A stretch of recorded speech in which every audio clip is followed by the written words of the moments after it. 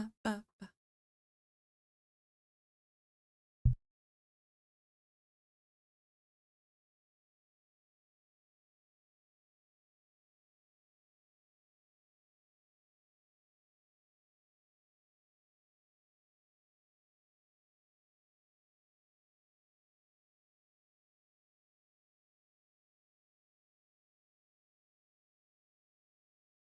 Yay! Yay! Yay!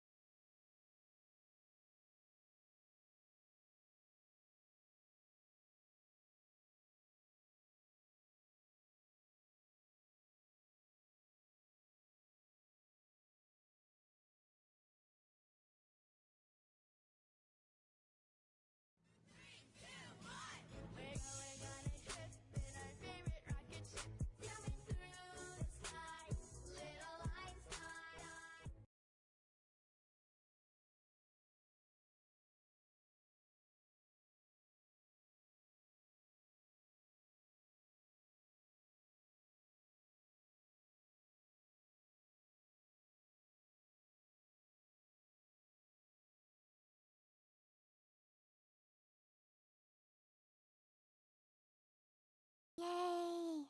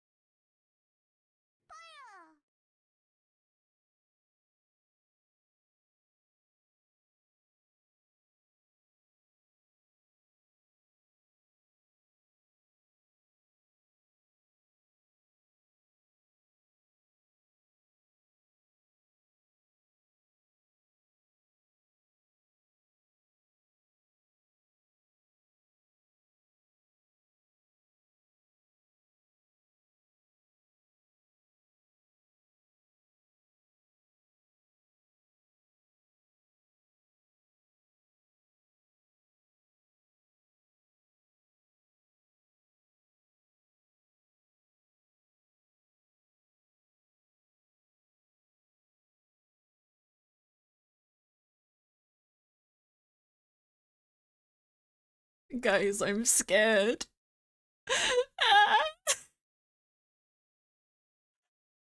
Mom can pick me up, I'm scared.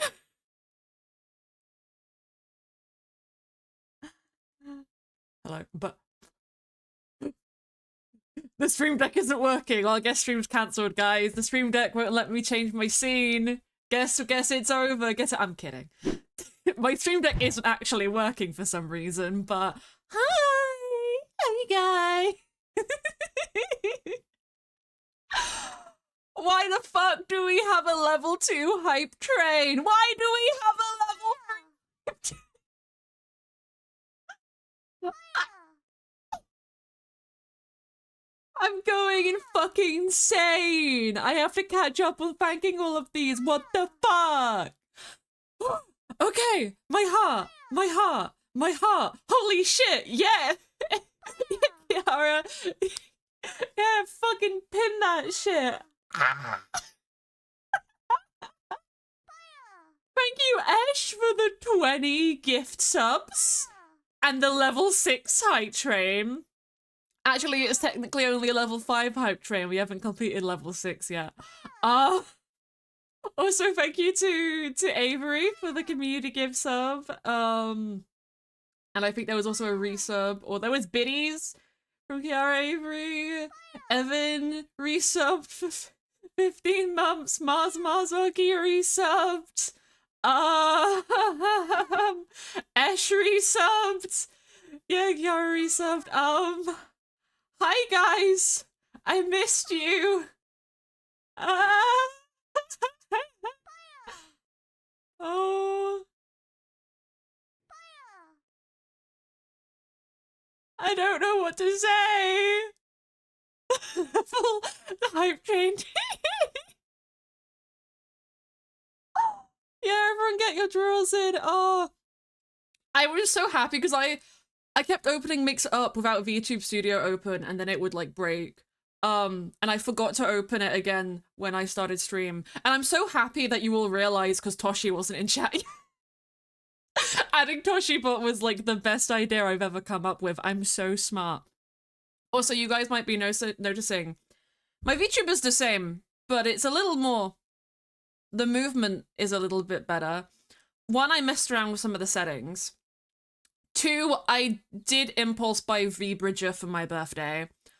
It's not that great because I have a webcam. I'm only using MediaPipe instead of NVIDIA tracking because I don't have an RTX card. I have a GTX card. And there's a difference, and it's annoying. My eyes keep doing like a funny thing, but I think that's just when I like look to the side. I think that's more to do with like where I'm positioned at my desk than it is, you know, with anything else. But we'll figure it out. We'll deal with it. It also has like a little sleep animation when I go off camera, but it doesn't. It like even though I record it with the yawning, it doesn't pick up. Wait, I'll show you. I'm gonna go dead. Wait. Yeah. She's asleep. And then it picks up when I start talking because I mapped the mic. The mouth follows my mouth movements, but also it registers now when I speak into the microphone, so it should be more accurate and more fluid. So that's one. Do it again. Okay. Wait, I'll show you guys what it's supposed to look like. It's supposed to look like but it wouldn't like even though I recorded it with the mouth, it didn't keep it. Don't let her sleep. Alright, Jesus Christ. Fine. Oh, it did get the mouth that time.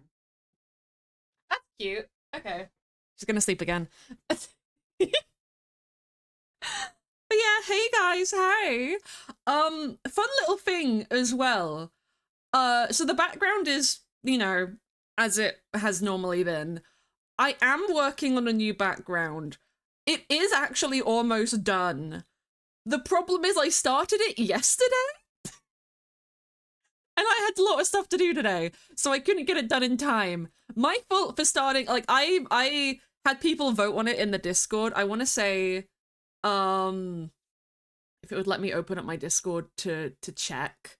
I want to say that I did a poll for this in the sub part of my Discord, like, 2 months ago. Yeah, it was 2 months ago. And then I got like mad paralysis about it. I was terrified to actually start it. Also, thank you. Which one do you prefer? Do you prefer Kiara or Avery? Because I'm pretty sure on Discord it says you're Avery, but I don't remember. Remind me. It's been so long, I missed you. But yeah, chill chat to Prime. If you have Amazon Prime, you can link it to your Twitch and get money from Jeffrey Bezos to give to streamers. And it could be me. Oh, we got a hype chest. What's in the hype chest? Oh my god, it's a bear! It's a homeless bear! It's a homeless bear! Guys, we unlocked a homeless bear. He's homeless. Oh no. Guys, we gotta pay for the bear to go to college.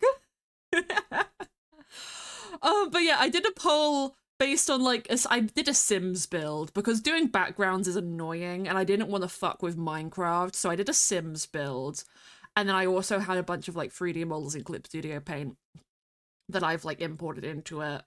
But new background coming soon. Gonna be a hell of a lot better than this one because I freehanded the one that we have right now, and I like a couple of features of it. I like the lights in front of the chat, and I like the monitor, even though the perspective on it kind of makes it impossible to put anything on it. And I like it as my drawing tablet because my new thing won't have a drawing tablet in it, which is a little sad. And the cards, you can see the cards, but I'm keeping the cards in the next one.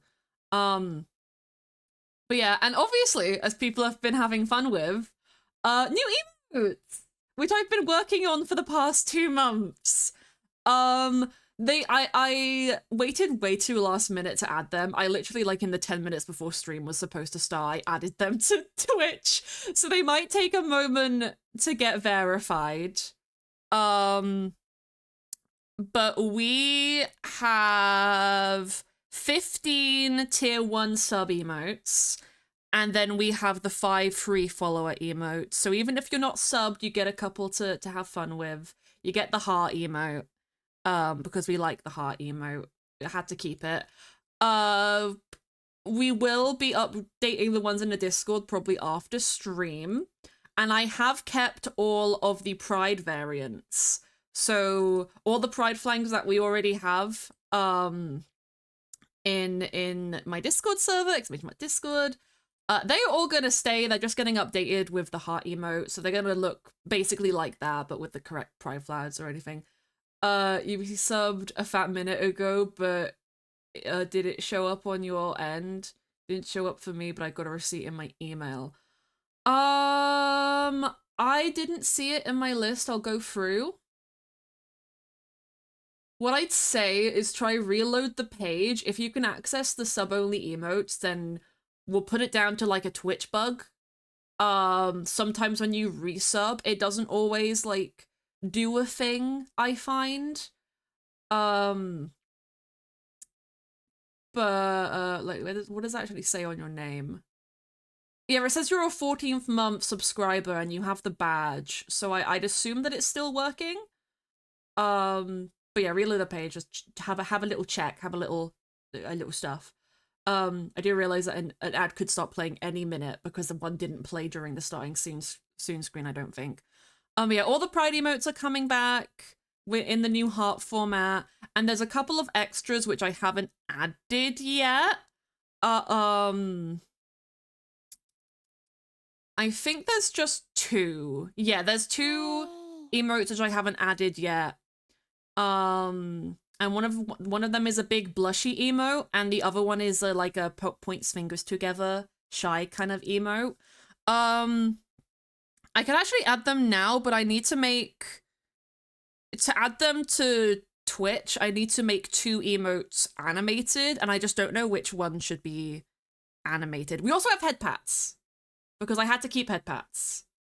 But I'm trying to think of what emotes I could animate. Let me look at this, because I feel like the shocked one, because it kind of looks scared. We can easy animate that. Will it let me easy animate this? We're having a look-see. We're having a I get pats. I watched some tutorials on VTube Studio, and there should be a way for me to make a head pat redeem that actually like pats my head. Haven't added it yet. I'll figure out how to do that, because I'm gonna have to get like all the way that you have to do it is you can't just use a GIF. You have to make the GIF with still images and put them in folders and then route it. So like, have to look into that.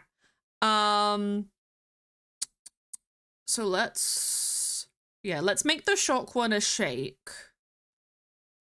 And I'll call it scared.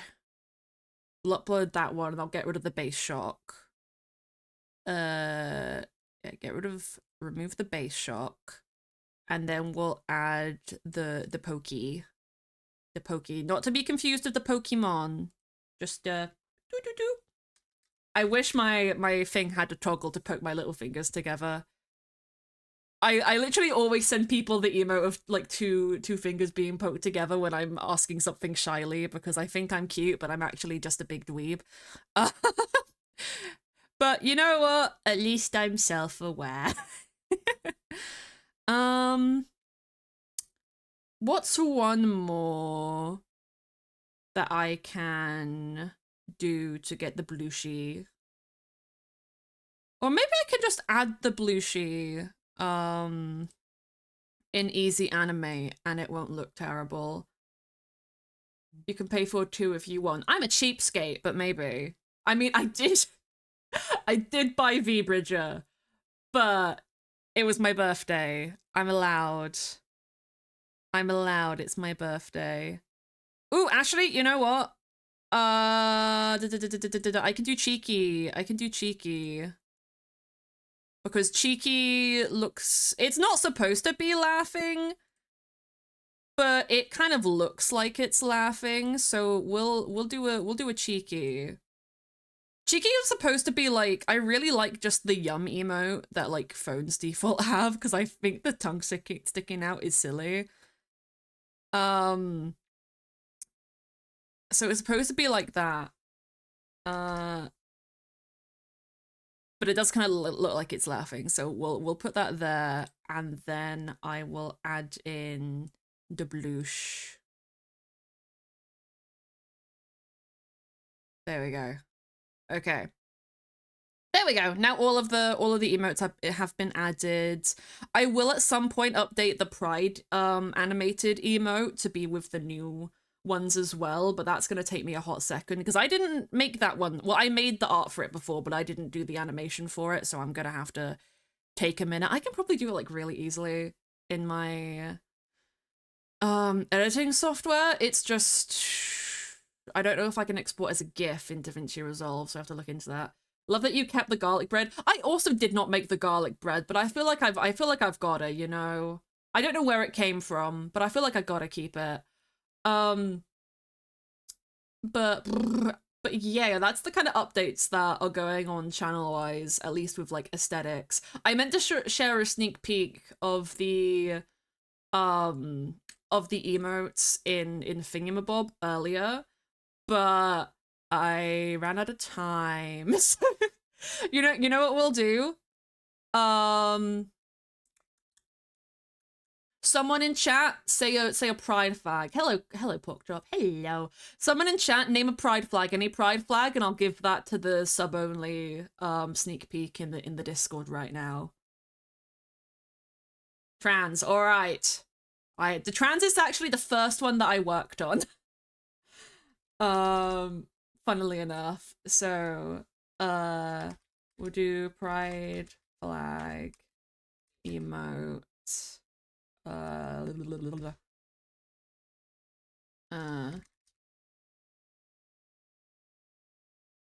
that, and then I'll also get server boosters, even though I don't think we have any server boosters, but that's fine. But yeah, if you're a sub, you can now see a sneak peek of what the pride emotes are gonna look like. And they all kind of follow the heart format, but with little differences to go with all the stuff. So that should be super duper cute. But yeah, that was a lot. That was we've been here for 10 minutes or 15 minutes technically already. And I'm still trying to catch up. I'm still trying to figure out what the fuck is going on. It's been so long. I came into this stream with a lot less planning than I initially meant to do. Along with getting distracted by working on a new background extremely last minute.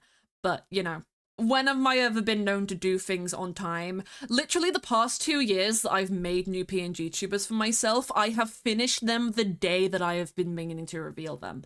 Like, that's how ridiculous it is. But it happens, and I do it, and it's great. You could also notice that I updated the starting scene screen a bit, just made the font different. I meant to do that with the rest of stuff, like my BRB screen and ending screen hasn't been updated yet. I'm gonna get to that. This is me. This is the stream of Jay meant to do a lot of stuff earlier and got distracted. But it's okay. We can be a little bit scuffed coming back. This is just supposed to be a little bit fuck planning, just go with the flow. Fuck it, we ball. That is the attitude I wish to bring to the function. Sorry, I have some Pepsi. I'm thinking, actually I've not been keeping up on the hydrates, but I've done like 2. So if there's more than 2, someone tell me. What was I saying? I'm so good at my job. I'm so good at it. Yeah, guys, yeah. I generally forgot where my train of thought was going. Oh yeah. I'm probably gonna be updating the sub badges and probably also the bits. Is that what it's called? The channel points. That's it. Probably the channel points icon. I want to update us all of those little things. Just to be cute, just to be nice, and I'm probably just gonna get rid of the like channel point redemption, like some of those have custom images. I'm probably just gonna scrap that because that was a lot of effort for not a lot of payoff. Though it's really fun that you can fully customize it. It's just a lot of work. You could talk about the most weird things. I still be happy to hear you. I'm glad. I thank you all for the showing up and being here. I'm an idiot and I didn't post that I'm live on Twitter or Blue Sky. We're gonna do that right now. The real ones get here early. The real ones remember so I don't have to remind them. It should be in the top between my seats. You're the reason I can't sleep. Return stream live right now. Come hang with the gang. Alliteration! I am God's silliest soldier. Let's get a Kirby. That's not how you spell Kirby. Excuse me? It's not picking up my fucking inputs on Twitter.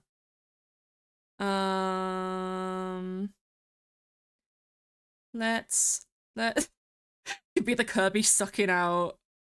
Is that sucking out DDD skeleton? Oh my god. Kirby, what have you done? Kirby, what crimes have you committed? It's okay. Kirby's an eldritch god. Kirby's allowed to commit crimes. We'll do a little yapper. We'll do a little yapper. Oh, that's not correct. That's not correct. What are you doing? Okay. Tried to copy my Twitch link and it copied a lot more than my Twitch link. Let me go over to Blue Sky quickly. 1 second, guys. I'm good at my job. 1 second. 1 second. 1 second. I'm doing my best. I'm doing my best. There we go. Okay. Blue Sky is up. Twitter is up. Twitter should not be up. Twitter should go down. Twitter should not exist. I just heard myself and I got very scared. Silly news and Silksong news, the sprite sheet for Hornet has been revealed, and holy fuck, there are some that are so— Why am I asleep? I'm in front of the camera. Why was I asleep? Sorry, you didn't bore me, Kiara. My brain just stopped working, apparently, while I was reading that. Oh. Post only 20 minutes in. It's not too bad. Not too bad. Well, I'll plan the whole day around. You guys are so sweet. You guys are so sweet. Take over Twitter and make it better. Honestly, you would. Honestly, you would. You know what? Never mind. We're not gonna get into the Twitter bullshit, even though it is bullshit. Sprite sheets being revealed. That's so cute. Anyone who does like art and stuff, there's a website called Spriter's Resource, and you can literally find like game sprites of pretty much any single game on there. I think it's called Spriter's Resource. I used to use it as like reference for PNG tuber designs. Double check that it exists. Yeah, it does. Spriter's Resource. I found it on Pinterest initially. It has like a very early 2010s kind of layout to it, is the best way to put it. But it's got your Game Boy games, it's got your Nintendo 64 games, PlayStation games, Wii games. Like, it's really cool. You got loads of Persona stuff on there. Tweet her. I hardly know her. Fuck yeah. Bad AI and force everyone to follow you. I'd appreciate that. Guys, AO3 got scraped by AI. The amount of smart that AI is about to produce is insane. Oh no. We all were thinking it. We all were thinking it. Things happen. Things happen. But yeah, instead of talking about random bullshit. Oh yeah, Estelle's thing came through now. That's great. Well, it says 13 minutes ago. But I don't know if I trust that, Twitch. I don't know if I trust you, Twitch. Look! Lies! OBS is lying! OBS has not caught up with the program. Those aren't what those emotes look like anymore. It's literally broken the box as well because she put the confusion one at the end and it can't register what that is. Oh no, OBS. I think because I opened OBS whilst I was changing them, it might take a sec. Wait. I might be able to troubleshoot this. Wait. Where? Chat.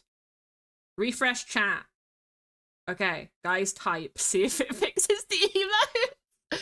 I tried to keep like the ones that had the same names the same. The remakes ones with the same name so that Toshibot could recognize them, and that's been working. We're troubleshooting, it's okay. OBS is trying its best, and I respect OBS for trying its best. Let's see if that works. Nope, okay. Well, it's okay.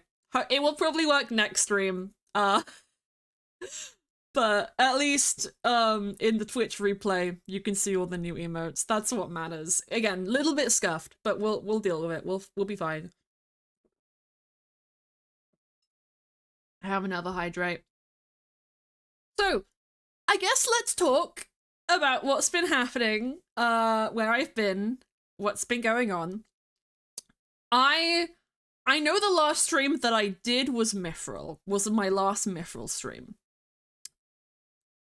I don't remember what I last talked about. When was that stream? Does anyone know when my last stream was? Was it? It was Valentine's Day. It was Valentine's Day. Okay.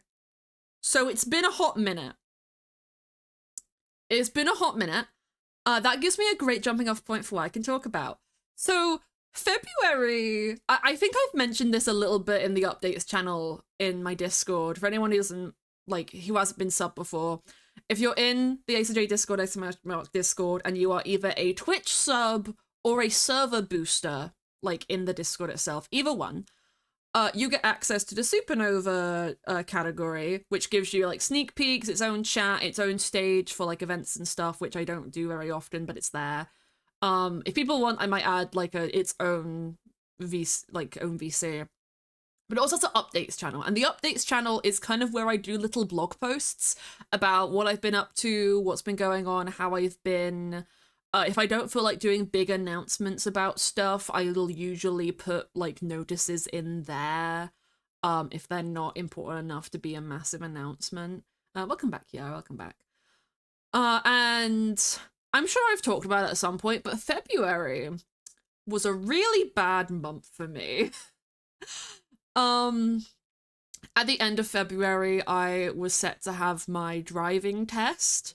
And if I passed, I would have like a fully legal license and it would be a really big deal. And I really wanted to pass, but I didn't feel super confident in myself. So I picked up a lot more lessons to kind of make up for the fact that at the same time, my dad's car was like not gonna pass its MOT, and thankfully it did because he got it repaired. But it's been pretty hit and miss. It's a very old car, and I couldn't practice in that, so I took on more lessons with my instructor leading up to my test to try and round myself out so that I would be good enough to pass.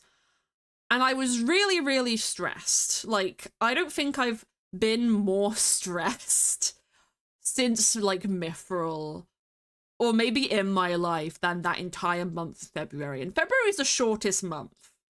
So there's like 28 full days of just me being like high wired to hell and back. Thank you for the head pats. Thank you. Even those still are. Thank you, OBS. This is so funny. And then the funniest thing happened with my test, guys. You'd think, oh, maybe she passed. Maybe she failed. Maybe something else happened. Something else happened. So I wake up on the day. My test was meant to be at 11:01 specifically.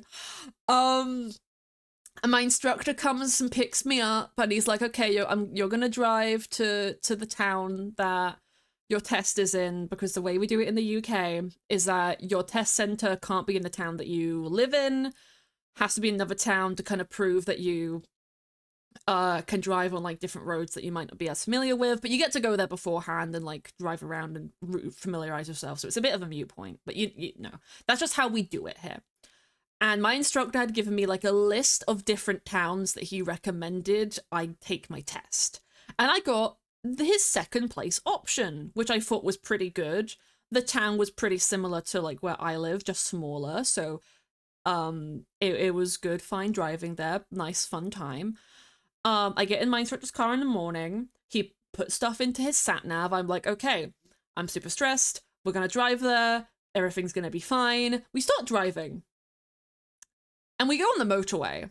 And I'm immediately thrown off because I know we can get to the town that we need to go to on the motorway, but we've never taken that route before. So I'm like really confused, like really second guessing myself. I say to my instructor, "Hey, we've not driven this way before." And he's like, "No, we have." And I'm like, okay, maybe in my stress and anxiety, because I'm a very anxious being, I've just simply forgotten. Maybe this is a me thing, because I'm always more inclined to doubt myself than my instructor who does this as a profession.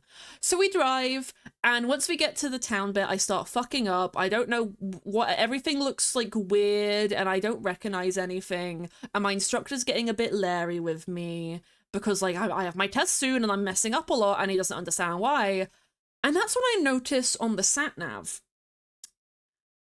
the road name had the name of a different town in it than the one I was meant to be in. And then, as if God was trying to give me a sign, I look up from the sat-nav and see a massive business sign where it spells out the name of the town we're in on its side as part of the business name. And I kind of just look at it and I realize, this isn't the town I'm supposed to take my test in. So I say to my instructor, "Hey, what town are we in?" And he's like, "What do you mean?" And I'm like, "Where are we?" And he's like, "We're in this town." And I just go, "My test is in a different town." And the absolute, like, fear in this man's eyes when he realized that he had put in the incorrect town, had me drive there, disregarded my question about, like, nothing looking familiar. So he gets me to pull over. We swap seats. I'm on the verge of a panic attack at this point because I thought I was the stupid one. And he starts literally speeding out of that town onto the motorway, trying to get us to my test in the 10 minutes that we have to get there. Because if I don't make it in that 10, maybe 15 minutes if they're generous, I will have to rebook my test. So he's speeding, he's trying to find like different routes and like how to get there as fast as possible. We get to the correct town and my test center 10 minutes late. And there is nothing they can do. I missed my test because my instructor got the town wrong. And if that isn't like some crazy divine intervention, I don't fucking know what is. Oh. Thank you, April, for the hydrate.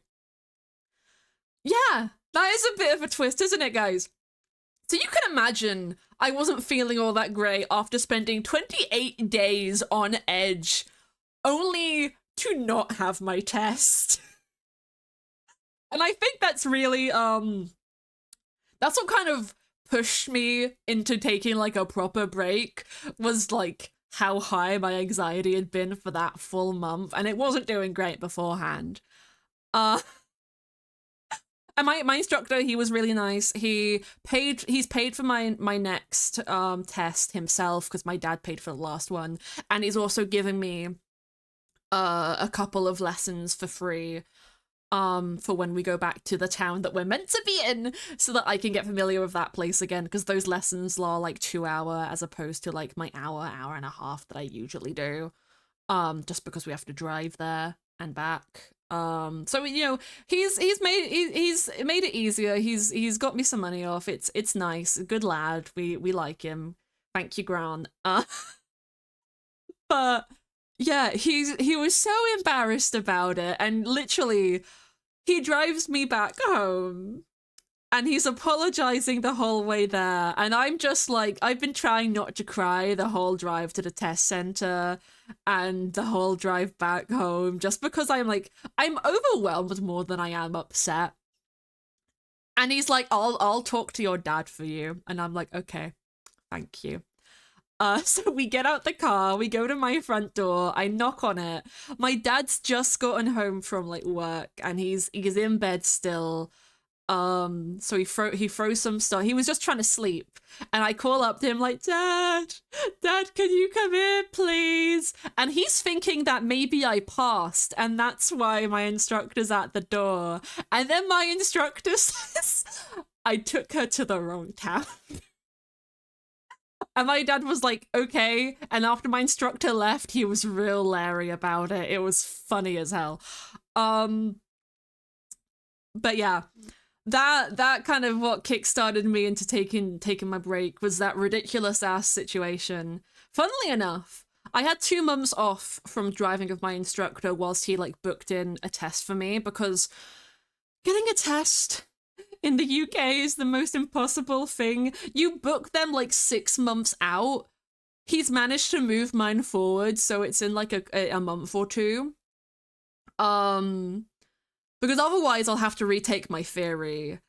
And my dad is literally being like, okay, if you fail the test, we're driving to Wales just so you can take a test before your theory runs out. And I'm like, fuck, okay. So if I fail my upcoming test, I get a Wales road trip. Yeah. Woo. Mine was originally September, and my instructor got it swapped with another person's student, so it's a bit more forward, thankfully. But yeah, that's that mess. And whilst I was on my downtime, I was also trying to sort out my mental health, because, you know, that's always been a little bit shit. My therapy started again and then took a break for summer, but it started again now, so that's good. And I am now on antidepressants. Hell yeah. It actually wasn't that hard to get on them. I just had to get over my fear of making phone calls and call the doctor. And the thing is, I didn't overcome that fear. I had my aunt call them and then fill out a consultation for me, and then they called me. Thank you, Froggers, for the raid. Thank you so much. I hope your stream was good. We're having a little catch up right now. About where I've been, what's been going on, the ridiculousness of my life. I hope you've been doing good, buddy. hope you've been having a fun time. Oh, join Discord if you guys haven't already. We have fun. We are having fun. We are having a good, great, wonderful time. I'm doing good. I'm doing good. But yeah, I've been on antidepressants for maybe a month at this point. I'm running out of my first supply. I need to go pick up my next prescription.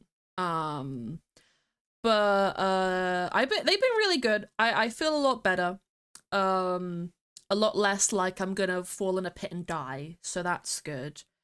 They're not the thing for everybody. I wouldn't recommend them as like a first like resort. But if you need them, they do pretty good. And they also help with my anxiety, the ones that I have, which is like a really big issue. So like we're doing good on that front, and it's kind of given me when I rub my nose and my webcam thinks I've disappeared completely because my rubbing your nose apparently makes you invisible to webcams. I didn't know this. Working on some raffle models. Cute! I'm sure those are gonna be amazing. Oh, that's so wonderful. I'll check those out sometime. Yeah.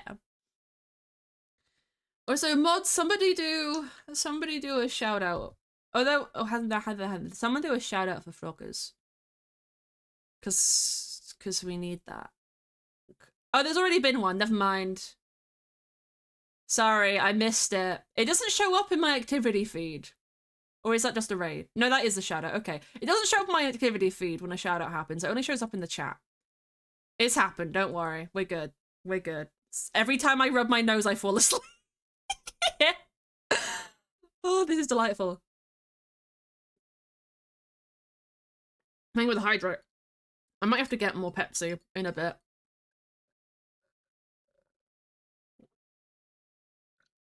I didn't do the shout out. Mix It Up did the shout out for me. Because I remember I set that up so that when someone raids, it will automatically shout them out. But I thought that it hadn't done it. But it did. So that yeah. Did it say that I did it? I thought it would say that Toshi did it, but I guess it was me. It does Toshi us for a couple of the commands because, you know, we have a little Toshi bot. I guess, okay. With the background on, you know, where I've been, what I've been doing, let's talk about some lighter stuff than my, I was gonna say car crash of a driving test, but that's kind of really bad choice of words now that I think about it.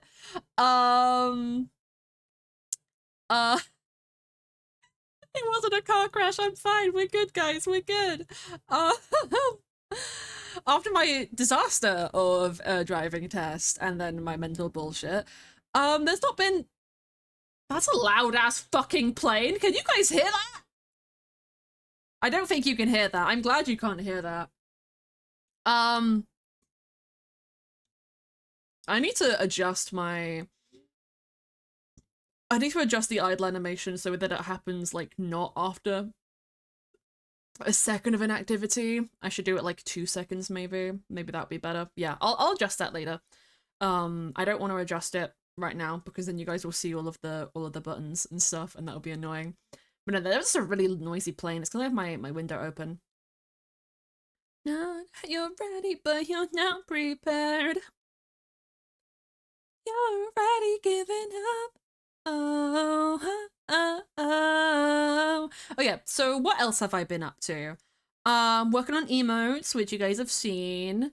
Gonna get the background done soon, hopefully for next stream, but we'll see. We'll see.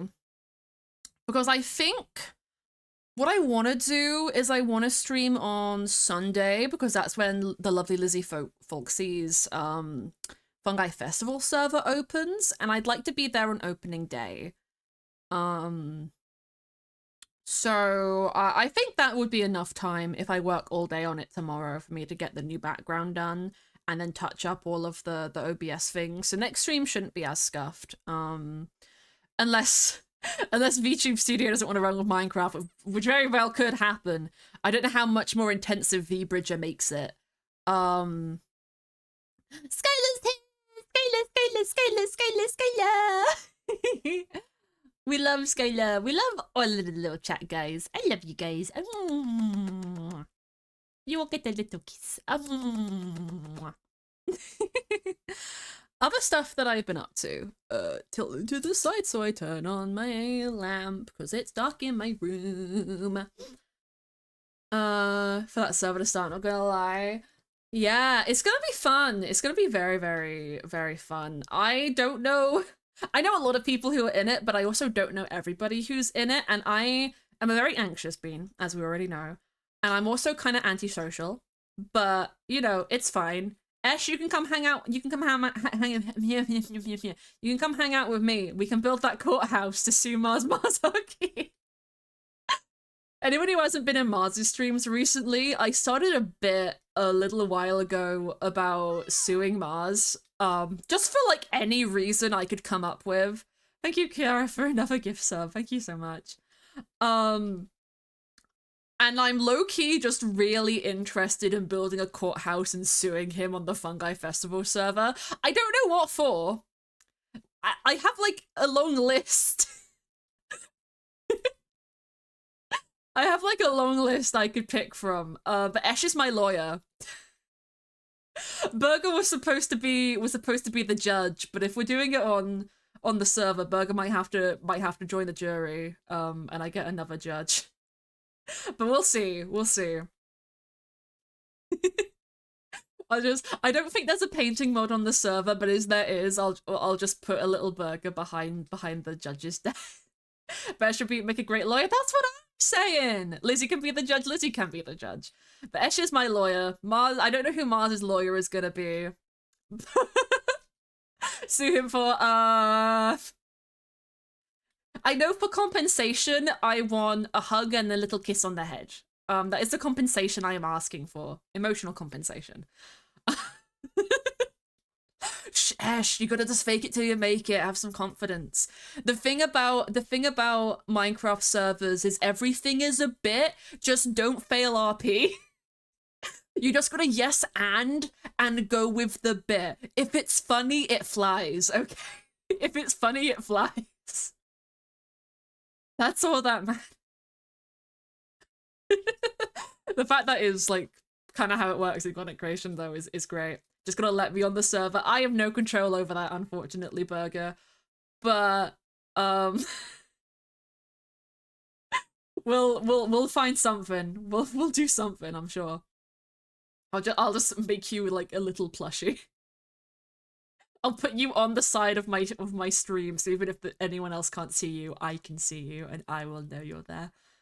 Commit to the bit and you will succeed. Exactly. That is what I do in my life, is just commit to the bit. The bit is funny. The bit is so funny. We love a good bit. We love a bit. But yeah, I'm hoping to stream that on Sunday. Before I get into like more stream adjacent stuff, I'm trying to think of what other things I have just like been up to. I was playing Pokemon Legend of Arceus quite a lot. I completed the main storyline, and I've got a lot of good Pokemon that I really like. I haven't done the post-game stuff. I haven't like done what's his name? I don't remember Cynthia's ancestor's name, but Volo, that's it. Haven't done the Volo stuff, or Giratina, or Arceus, or gotten the guys. But I'm gonna do that at some point. I'm really sad because Legends ZA looks really, really good, but it also looks dog shit on the Switch. But the Switch 2 kind of like it has like such a visual improvement, it makes me want a Switch 2, but I don't have the money for a Switch 2. And there's not enough exclusive titles to make me want it. Because I found out Fantasy Life I is on Steam.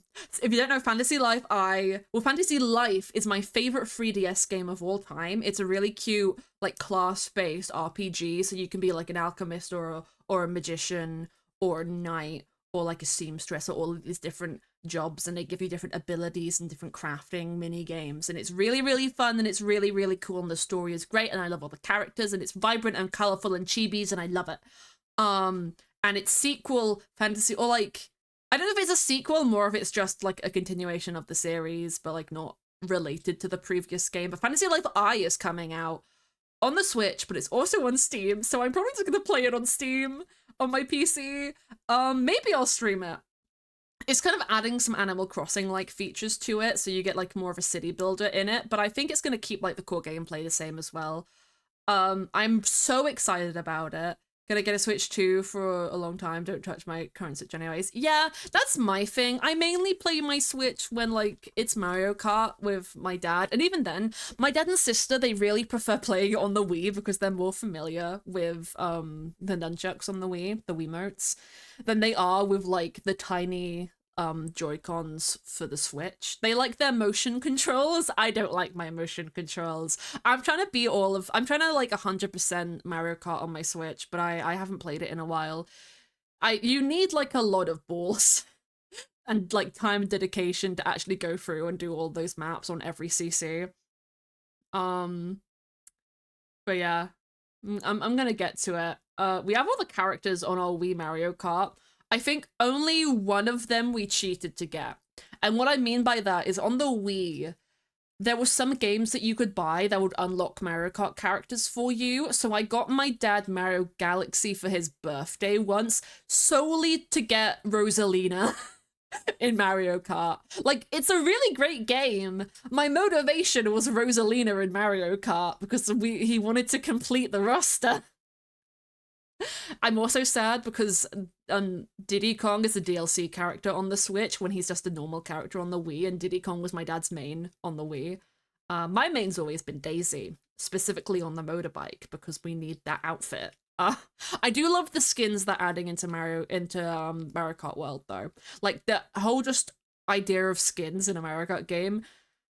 On one hand, I get why the price tag is so high, because modeling a completely open world with no loading screens that you can just continuously race on is like a really big deal, and must have taken like a shit ton of like time and effort to do.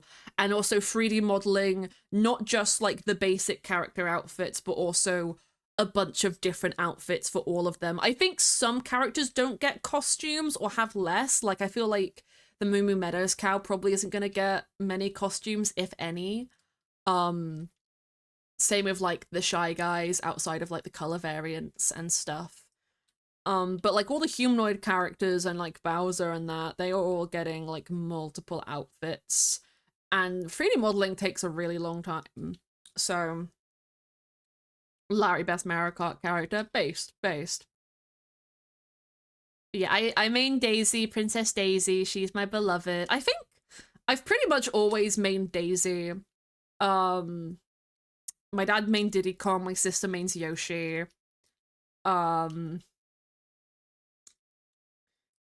Yeah. Yeah. I think on the Switch, my dad's been playing Shy Guy, but he doesn't play very often. But me and my sister just get to play our normal mains. I might just buy Diddy Kong on the Switch just for my dad. He probably won't care, but, you know, I appreciate it. Also, I didn't realize that Daisy was like a top tier Mario Kart 8 character. Like, they have a whole tier list based on like character weight and stuff. There's a lot of little details in it that they don't tell you in the game, like display screen. Like mini turbos and stuff is affected by different cars and abilities, and it doesn't like show you that, I don't think. Had a main, but I'm a big Rosalina fan, so I might start maining her. That's based. Oh, that's so base. I love. There's this one guy on TikTok who does like, how gay is your so and so? I found them from doing like music. How gay is your music taste? But I think they've also done how gay is your Mario Kart main. And I just love that. I think they put Rosalina as like, it was either gay or trans girl, which I think both fit. She's a star girl, so it's beautiful. Yeah, I just like Daisy because she looks like me. We got the same hair. She's also annoying like I am. Ones are very entertaining. They're very, very fun. They did water parks, and I got really happy because they said asexual, and I was like, yes, that's my band. I am the demographic. That's me. And what I played against is just pros. Oh no. Not annoying. Oh, well, agree to disagree. I feel like my voice, I have poor voice control, so I feel like I could do like in like Mario Strikers, Daisy's voice lines are very like piercing, but in like an excited, fun way. So I feel that really encapsulates me as a person, both gay and a trans girl as well. So it fits perfectly for me. Exactly, it's perfect. Also, Birdo, because Birdo is canonically trans in Mario, which is great. There's actually a lot. I was gonna say a lot of trans characters in Mario. It's just Birdo and then that one from Paper Mario, the Shadow Sister, who's super duper cute. I love her. I don't remember her name. Paper Mario is so good with their characters though. Favorite Paper Mario character is Mimi from the one I don't remember which one it is from. Is it Thousand Year Door? It might be. You like Resident Evil, right? Coca-Cola are doing the name on the bottles thing again. And in the same box, I found a Mia and an Ethan. Oh my god! Now you just need a Rose and you have the family back together! Yippee! I really want to get Mars to play Resident Evil 7 because I'm too much of a pussy to play my copy of it, but I think he'd really enjoy it. I also just want to get him into Resident Evil because I love Resident Evil so much. It's so fun. Also, can you guys believe that like the spiritual successor to Bloodborne is a Switch exclusive? It's like called Dusk Bloods or something, but it's just Nintendo Switch and like Switch 2, and I'm like, I can't believe this. Also, I didn't even realize an ad had started. Thank you, Toshi. Thank you for telling me. Oh. But yeah, Switch games, really, really interesting stuff going on with those, but I'm probably not gonna get a Switch 2 for a while. I'm just like, PC gaming is just like my thing. I'd love a PS5, but I probably wouldn't play it a lot because I don't have a TV in my room. I'm trying to hook my Switch back up to my PC because I had it hooked up with my Elgato capture card before, but I unplugged it at one point to take my Switch downstairs for like a game night, and I haven't been able to get it working since. So I need to do that because there are some games actually I don't know if there are any games on the Switch that I want to stream because a lot of them are just going to be coming to PC. Donkey Kong looks very fun, not gonna lie. It's gonna destroy everything. Yeah, that looks great. They kind of did they saw Astrobot and how that game was just full of particle physics to show off how good their console is, and they went, we want that. We want that. We want to show how cool our console is by giving you 1,000,000 particles and everything being destructible. I'm not the biggest fan on the Donkey Kong redesign. I know it's to look more like the Mario movie, but I'm just really attached to the old Donkey Kong design. I'm sure it will grow on me, but how Monolith releases Xenoblade games, I probably have around 2 years to get a Switch 2 before the next Xenoblade game comes out. That's good at least. Is Xenoblade on PC, or is it... I feel like it's not just on Switch, but I wouldn't be surprised if it was just on console. I need to ask you, have any recommendations for drawing tablets? I've been wanting to learn digitally. Okay. Loaded question. I started on a Samsung tablet, just like a tablet. It wasn't a specific art tablet or anything. It was just a Samsung tablet using my finger. There's a lot of good like art softwares for tablets like Metabank Paint Pro, Procreate. There's probably a Clip Studio version for tablet as well. Um, if you like have never done digital art before and you like need a tablet anyway, that's probably a good option. What I'd probably recommend is, I don't know what they're called. I don't know what they're called specifically, so I'm gonna try to describe it. You can get these kind of I don't know what they're called.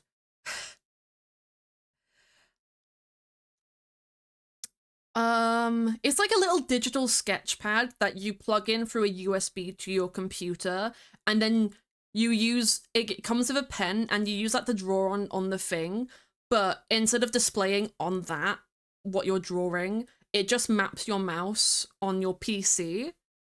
Um so that like you can do it through that. Obviously you have to have a PC.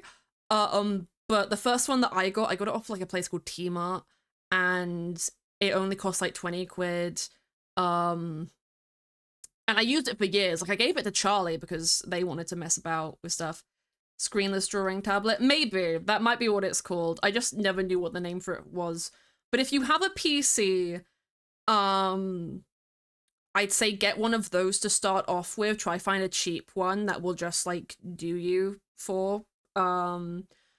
And there's a lot of good free art programs like Fire Alpaca. Metabank Paint Pro is what I started with, but unfortunately it has a packet issue on PC, which I don't know if they've ever patched. Which basically means when the program is running, your internet cuts out.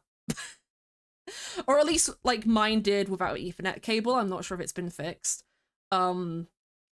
I'm sure Clip Studio might have a free version. I have the paid version.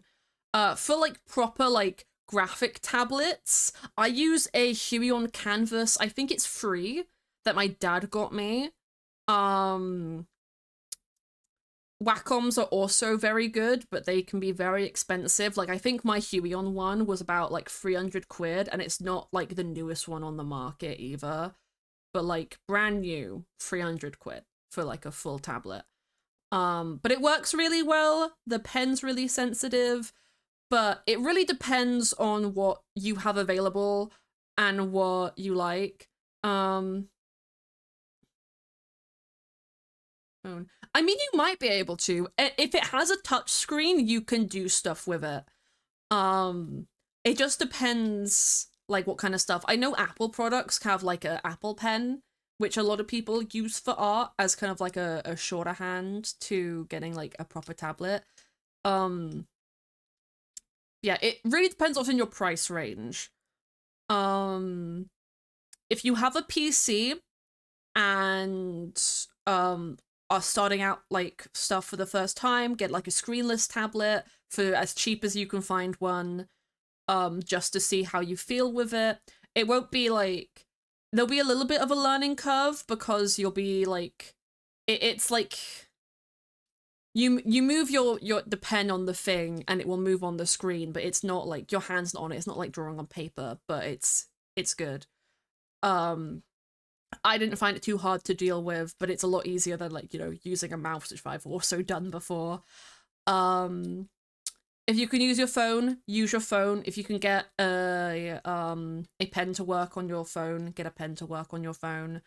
If you have the money for a tablet, the tablet that I had, I think, was like a Samsung S4. They don't make them anymore, and they're really expensive to buy now because they're really, really good.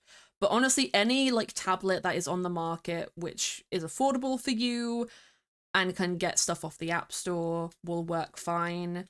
And will probably, I mean, I don't know how much tablets go for nowadays, so maybe it would be less expensive than a full-on graphics tablet. Maybe it won't be. But the benefit of getting like a full-on graphics tablet, Well, first off, the one that I use has to be plugged into my PC. I'm pretty sure there are ones you can get that don't need to be plugged into your PC, and just run independently. But I don't know too much about those. If you have a PC and you're willing to spend like 300 quid, it gives you an extra monitor, so that's really good. And then you just have to like make sure you can connect it through the different ports. I had to get like an adapter for my ports because I've got like a HDMI display port and then like another one, and I don't remember. I'm not explaining this well. I hope that was helpful in any capacity, Kiara. Oh.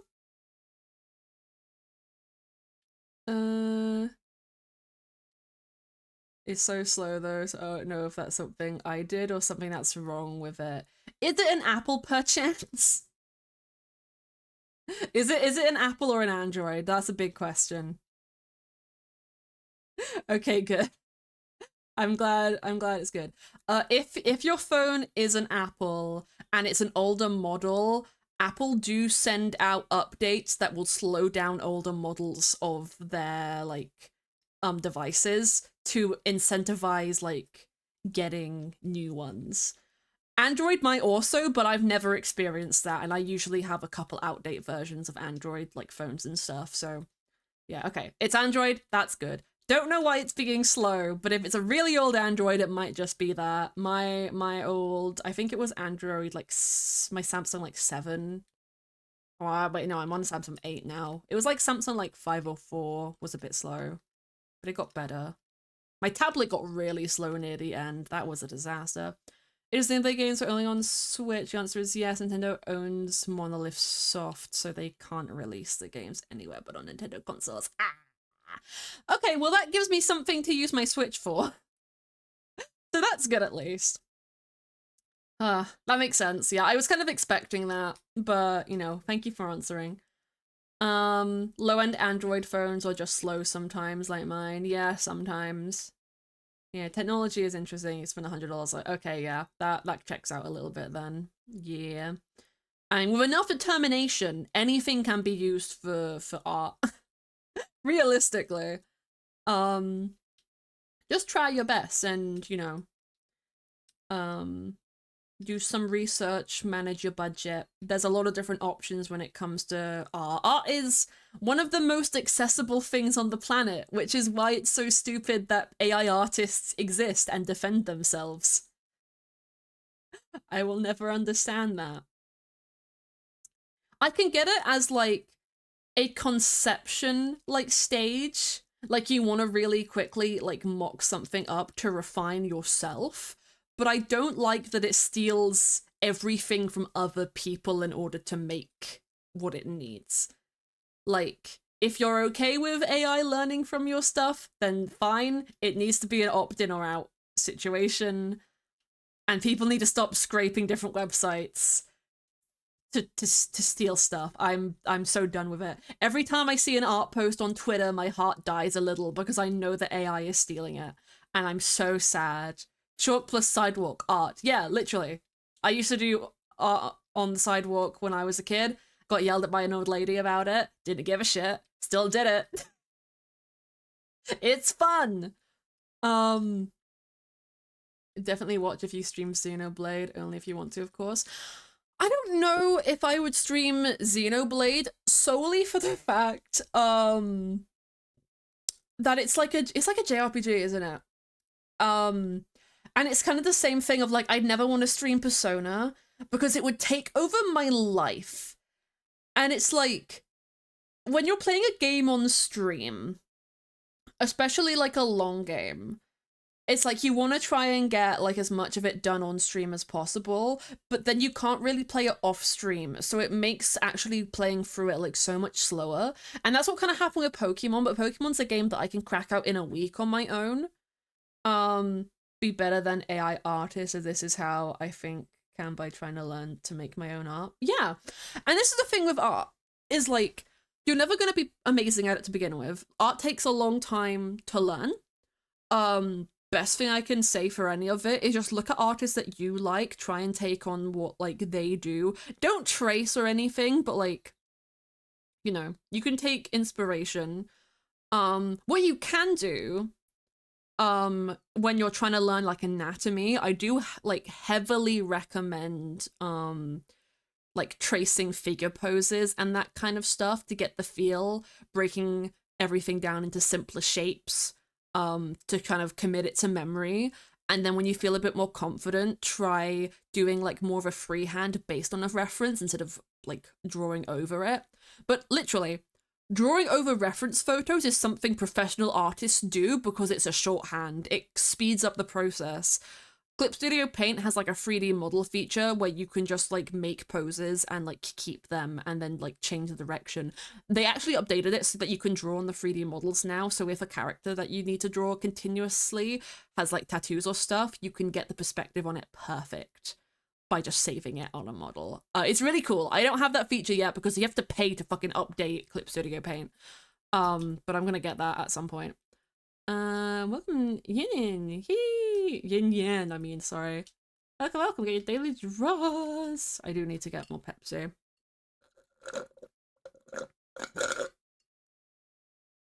But yeah, there's so much different types of art. You can go like an anime style, a chibi style, a more realistic, painterly style. There's other styles, I promise. Like every artist I see has like a really unique different style. You can do like a shitty style. Like I don't know if anyone's seen like I think it's Flock of Cows. It's literally just really dumb shit. Like even like the autism creature, like Yippee guy, is like a kind of art style that you can like base your stuff around. Like if you want to be silly, you can be silly. If you want to be proper, you can be proper. Just take your time with it. Just do what you want to do. Nothing's gonna be perfect at first, but just, you know, be confident with yourself. Just go for it. That's all that really matters. And made for you, like your VTube model and emojis and stuff. Yeah, that's a good place to start.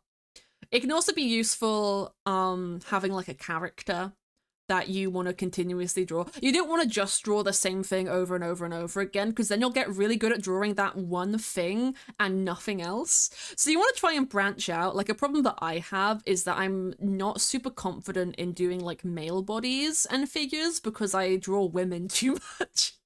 I spent all of my childhood, like, because I would make characters for myself, and most of my characters would be ladies. So doing like women or like more feminine androgynous people is more in my wheelhouse than doing like masculine characters, but I'm trying to branch out. But yeah, it's just, you know, getting a wide range of stuff that you want to draw and look at. Also animals is really, really difficult. Like my mascot is a bird and I can't draw birds. I try my best, but you know, that stuff happens. Oh yeah, we don't have a watch time command. I'm so sorry. You can look at the time. We've been here for fuck. It's been an hour and 13 minutes. Okay. I am going to go and get a refill on my Pepsi, and then I'm going to talk a little bit more about some of the fun stuff that I've been looking into and like doing. Just because I want to talk about the Apothecary Diaries. And then we'll talk about stream stuff and content moving forward afterwards. So I'll be right back. Jay's gonna go to sleep for a moment. Night night. Night, go bed. Go bed.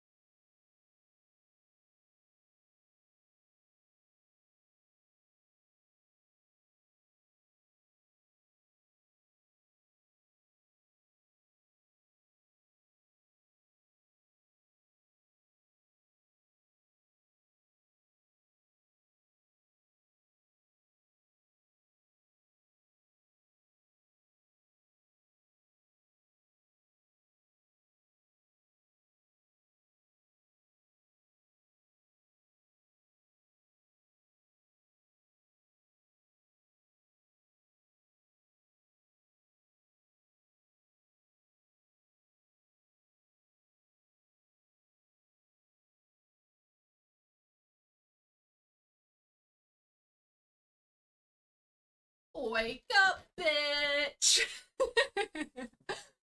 No, wake up. I said wake up. Don't go back to sleep. Okay, we're good.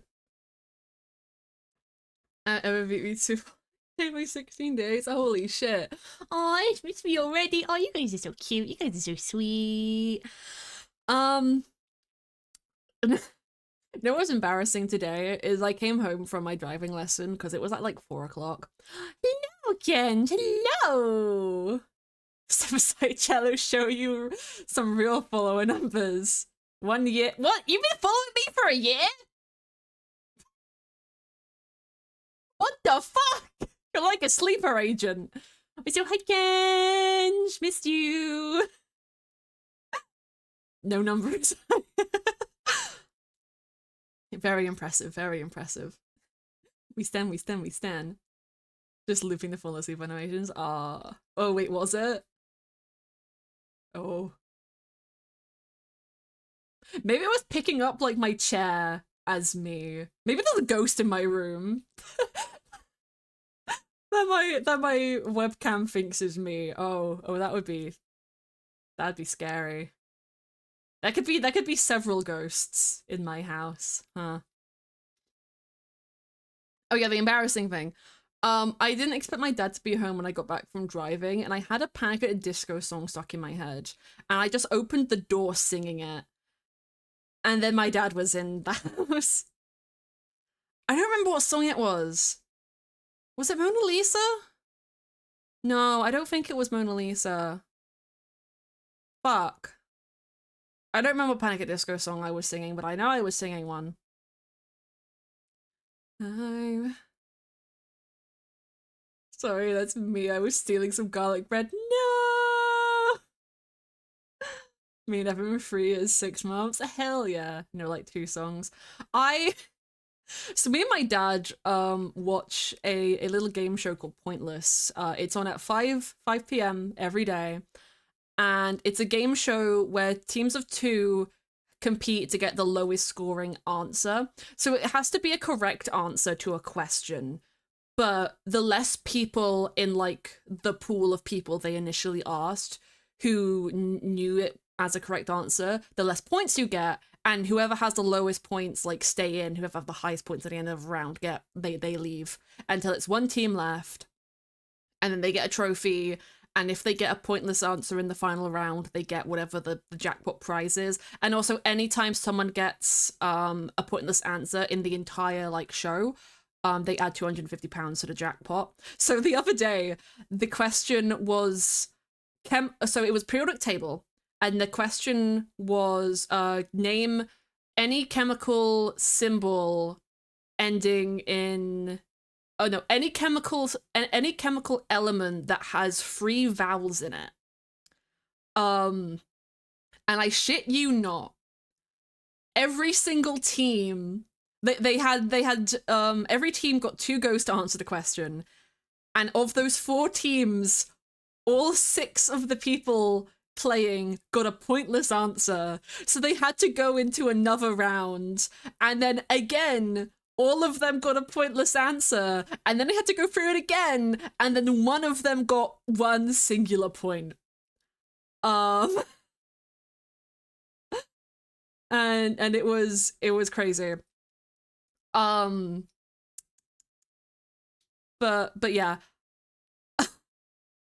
The final questions of that show are always something like really random. I got so excited because one of the finalists, I don't think they won. I don't think they won. But it was like female-led emo bands, and obviously Paramore was on there, and it was like name a pointless song from like I don't remember what the album's called, like Eyes Wide Open, the one with the butterfly on it. And I was like, Brick by Boring Brick, it's my favorite. And I was right, it was Pointless. So I would have won. I'm so cool. But for some reason, I was like, this would never happen on the show. But if ever on Pointless, the final question was like rock, like American, like pop punk bands. And one of the options was like name a song, a Panic at the Disco song, I would win because I have memorized too many titles from the album A Fever You Can't Sweat Out, which is the album that I Write Sins Not Tragedies is on. But that's the one everyone knows. Do you guys know London Beckoned for songs about money written by machines? Do you guys know I Constantly Thank God for Esteban? Do you guys know Nails for Breakfast, Tracks for Snacks? Do you guys know the only difference between martyrdom and suicide is press coverage? Those are all legitimate Panic at the Disco song titles, which I have memorized. There's also Camacito. There's other ones. I'm gonna actually look up what the other ones on Fever You Can't Sweat Out. Build God Then We'll Talk. How could I forget that? Oh yeah, Lying is the most fun a girl can have without taking her clothes off. That's also a song title. But you don't go with that one because I had a music video. Oh, sorry, I got the London one wrong. It's London Beckons, songs about money written by machines. Time to Dance, Intermission, but it's better if you do. There's a good reason these tables are numbered, honey. You just haven't thought of it yet. Build God, Then We'll Talk. Introduction is also on that list, which probably would score like pretty low on Pointless, I feel. I think the entire album would score low on Pointless because the middle-aged people they ask probably don't know any song on the album of Fever You Can't Sweat Out, other than I Write Sins Not Tragedies. Man, they gotta be stopped. Also, fun fact, modern Panic at the Disco, dog shit. A Fever You Can't Sweat Out, Panic at the Disco, absolute peak. My favorite album they have ever made. I miss Ryan Ross. I miss him a lot. I miss my wife tales. But yeah, I don't know what song I was singing when I came in the door. Because I keep wanting to say Mona Lisa, but I don't think it was. Because I keep going, she paints another with a close precision. But that's not it. That's not the song. That's not the song I was thinking of.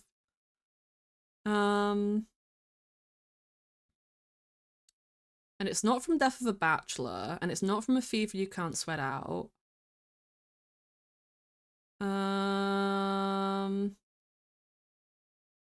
It could be it might have been Miss Jackson. It doesn't matter. It's not a big deal. Look, hey, I made it. Those are all shitty Panic at Discos. Those are all Pray for the Wicked songs. They also did Into the Unknown at the end of Frozen 2. Which is, like, pretty good. You know, bass for that. I really like Pray for the Wicked when it first came out. I like King of the Clouds. That's my favorite song on that album, but I don't like a lot of the other ones. Especially Hey Look Ma, I Made It. The music video for that is like a Muppet going through like a drug overdose, and it like viscerally disturbs me. Like, I really hate that music video. I can't watch it. I don't like it. And the Viva Las Vegas, the most recent Panic at Disco album, was so bad that Panic at Disco just ended. I think it's back now, but the only like member who remains is Brendan Urie, so it doesn't even count. But Viva Las Vegas was like the Queen ripoff, and it was bad, and I don't like it because it's not good. I think the cover of Bohemian Rhapsody is better than what I've heard. Yeah, it's pretty good. They did a cover of Bohemian Rhapsody and then went, we want to be them. And then they tried to be Queen and they failed. Because don't try and be Queen, be original. And you got a bagel. I love bagels. I love Bagel Queen. I miss Bagel Queen. Everyone follow Bagel Queen on Twitter. Commission Bagel Queen for your art needs. Because we love Bagel Queen in this household. But yeah, one of the things I've been doing whilst I've been away from streaming has been watching The Apothecary Diaries with Maz Marzocchi. I'm so in love. I love it so much. I'm on... We're up to episode 13 of season 2. And season 2 is still releasing. And if anyone hasn't seen Apothecary Diaries, it is a fictional, historical mystery romance anime. Um, Thank you, Burger. Thank you. Hello, Squeak. Hello. But yeah, so it's set in like Imperial China. I want to say Imperial-ish China. I'm not good at my time frames, so take this with a grain of salt. In the fictional Empire of Lee, where the lovely main character Mao Mao is, we'll say employed to so that I don't spoil anything. She's employed, in the Emperor's palace as a servant girl, and she used to be an apothecary. Her adoptive father is what was a doctor, and was very very good at medicine, and she has an obsession. She's very autistic about medicine and poisons, to the point where she tests poisons on herself.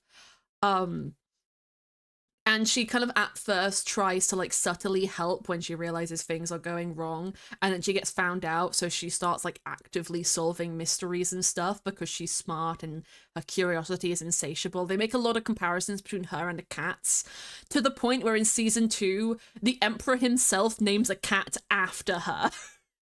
And it's the cutest thing, and she can't see the irony in it. Clips on it on TikTok. I highly recommend it. The mystery aspect is kind of the focal point of Mao Mao figuring things out, and the viewer figuring out stuff as well, because there's some stuff that Mao Mao dismisses because it's none of her business, but she usually gets things right. So the viewer actually gets somewhat more information than her, and then also somewhat less. So it's very, very fun. It's more funny since her name just means cat. Exactly! Exactly. She just calls the cat Admonisher of Thieves, because that is also the cat's title, which is super cute. But yeah, the romance aspect of it is like a slow burn, and it's very obvious that the romance is not on Mao Mao's mind at all. So it's very fun for me because you're like, yeah, I kind of want this to happen, because you get to see a relationship developing, but you're also like, it's really funny that it's not happening. I could talk about the frog scene forever, but all I'm gonna say is the frog scene. Ah, the frog scene. Oh no, the frog scene. But yeah, if you like mystery anime and pretty women and autistic main characters, highly recommend the Apothecary Diaries. Gotta be one of my favorite genders. Oh, really made one of your friends watch it with you. The frog. Evan knows what I'm talking about. Evan knows. But yeah, it's not, season 2 won't be fully released until like June, so I'm just kind of like waiting. And then me and Mars are gonna watch the rest of it. I also plan to watch it with my sister at some point. And Charlie's seen it, but Charlie's only seen season 1. She hasn't watched season 2 yet, so I just love it so much. I'm so crazy about it. Part is the author didn't want to write romance, but the fans loved it. Her response: the author, from everything I hear about her, that she's very Mau Mau coded. Also the artist, the manga artist, went to prison for tax evasion. But it's okay. They're still drawing the light novel, so it's fine. What they're saying is that they usually pay their taxes in bulk and just leave it really late to do them, so it's probably gonna be fine. They're just gonna pay it. But I thought that was really funny. Anime slash manga content you consume lately is the One Piece manga, and that time I got reincarnated as slime. I still need to watch that. I want to watch Fire Force, because I think it's by the same person who did Soul Eater, and apparently they're not the same universe, but the Fire Force universe predates the Soul Eater universe, and like one of the characters in that world made the Soul Eater universe, from what I've heard. So I want to watch it for that, because Soul Eater, if you guys don't know, is my favorite anime. which I need to rewatch. But yeah, that's been what a lot of my time has been spent on. Me and Mars have been hanging out, doing some stuff which I can't talk about on stream, unfortunately. So you guys will just have to wait. I'm playing Corecraft a bit, not so much in the past couple months because I built like an underwater base, which is like really cool, but I haven't like after I built the outside thing and like the terraforming and everything, I couldn't be bothered to like do the interior. So yeah, I'll get to that in a bit. I haven't been playing a lot of games recently. I downloaded a bunch on my PC. But I really haven't been playing a lot of them. I said comedy months lol. Well, if you need a recommendation, Apothecary Diaries actually in Japan it was the most watched anime last year or this year. I'm gonna say last year. It beat out One Piece. It's more of a household name than One Piece in Japan, which is insane. You can tell it's popular because of that.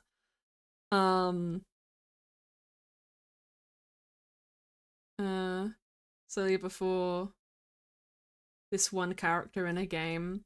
Oh, does Invincible count? I don't actually. Is Invincible the superhero thing? I don't know if it counts. Anime is like it's produced in like Japan or China or like Korea or somewhere. It could be a wanime, which is a Western anime, which is what Ruby is. So on your list, you get around to it one day, maybe. I highly recommend it. It's a very good time. It's also like an easy watch. I really struggle starting new things, but because it isn't like an action focused thing, it definitely has like its suspenseful moments, but especially at the beginning, it's a nice like ease into it. So I really enjoy it, and it's really funny. It's also a comedy. Thing about Xenoblade, did you know that every Xenoblade game has an MV character in it? That's amazing. I fuck with that. I'm so happy. I'm so happy about that. Oh, I'm gonna play Xenoblade someday. Gonna take me a while because, you know, everything takes me a while. Because I got a bunch of games on my PC, and some of them I haven't been playing because I want to stream them at some point. And a lot of them I haven't been playing because I haven't been playing stuff. I played web fishing a bit. I want to play web fishing with people. Mars bought me it and then never played it himself. And Charlie bought me Repo for my birthday, so I have that as well. But I don't like playing those like spooky games that are multiplayer because I never get people to play them with, and I'm not gonna play them by myself. Like I never play Phasmophobia by myself. Like I don't. I like watching Phasmophobia videos, but I never watch it. I mean, I never play it by myself. It's scary. It's scary.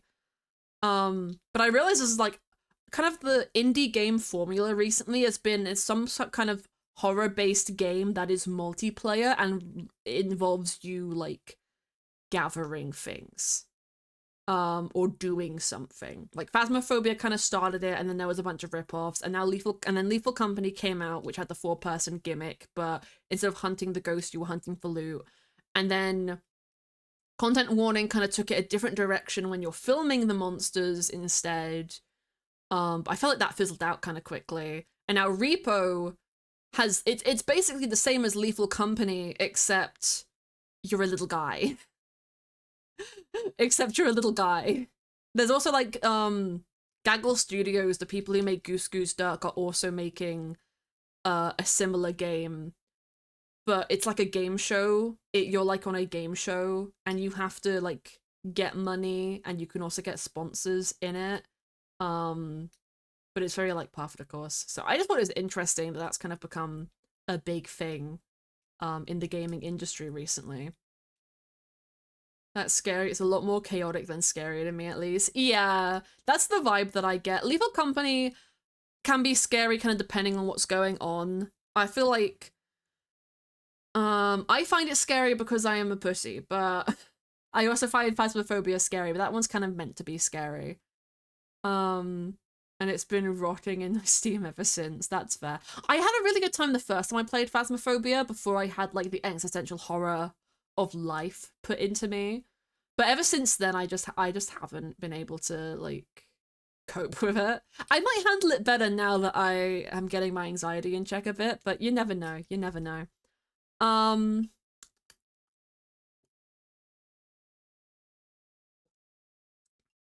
yeah, I'm so sad because at the start of this year, you guys know I got into Palia.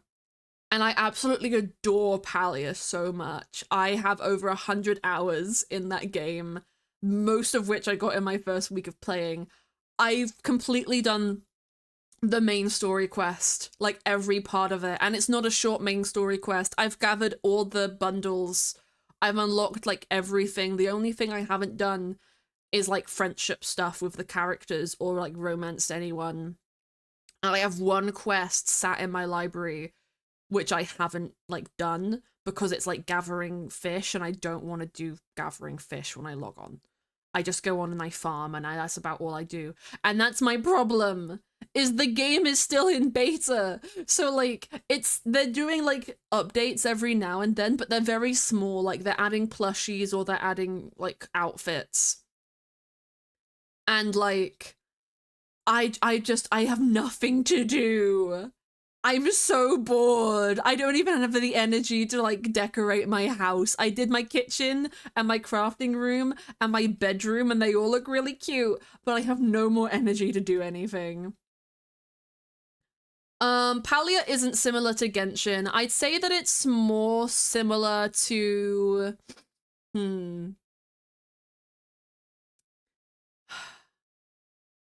I'd say that it's more similar to like Animal Crossing, but instead of being little guys, you're like it's like Stardew Valley. If it was like 3D Stardew Valley, basically. Yeah, that's the best way to put it. It's 3D Stardew Valley. It's got really interesting characters. There's polyamory, so you can like date multiple people without them like being upset about it, really. There's a lot of like cute stuff about it. You can make plushie collections. It's very big fantasy, a lot of lore kind of stuff that you can read into doing the main quest. It's really interesting and I really like it. It's super duper fun. And it's also the big difference between it and Stardew Valley is that it's massive multiplayer. So you have your home lot, which like only you can go on unless you like invite people. And then if you're in like the town or like the open areas, you can encounter other players. And the community is really sweet. Like from most people that I've interacted with, they're really nice. So it's really fun. It's really fun and cute. But I just have nothing to do, and I'm so sad about it because I've seen a couple other like creators in the community be playing Palia recently, and I'm like, oh, I wish I could like bring myself, but every time I log onto it, I'm like, I have nothing. There's nothing. I'm probably gonna leave it a couple of years and then start playing it like religiously again, but I just need more content, and they're not putting out enough content. Which makes sense. It's one of those game structures which is very difficult to keep up. Like I understand they're like I don't know what studio does it, and I'm assuming they're not like a really tiny studio, but I don't think they're massive either. But when you're doing like an online game, you have to pay for all of the server banks and all of that stuff, and it can very easily bankrupt a company if you do not have like if you don't market things right or you don't have money coming in. So that's why they have like in-game purchases of like cosmetic items and outfits and that kind of stuff, which is like I think in my brain the perfect way to do a game. It has the Genshin I forget what it's called. The Wilken Moon. It has like a Wilken Moon equivalent for Genshin, but all of the like in-game currency you get, you can just use to get like pets or outfits or cosmetics for your tools to look pretty. Send me a refer friend link of Palia. I'll use it when I make an account so you can get the rewards. Fuck yeah! I don't know how to get a refer link actually for Palia. Wait, let me. Can you get it through Steam? I can probably get it through Steam. I'll see if I can get one through Steam, and if not, then I'll just cry about it. But yeah, I haven't been playing Palia because I'm so tired.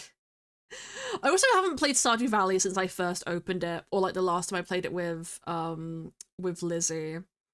So it's been a hot minute, but Stardew's really fun. I just like chill games like that I kind of throw myself into for a week and then don't play again.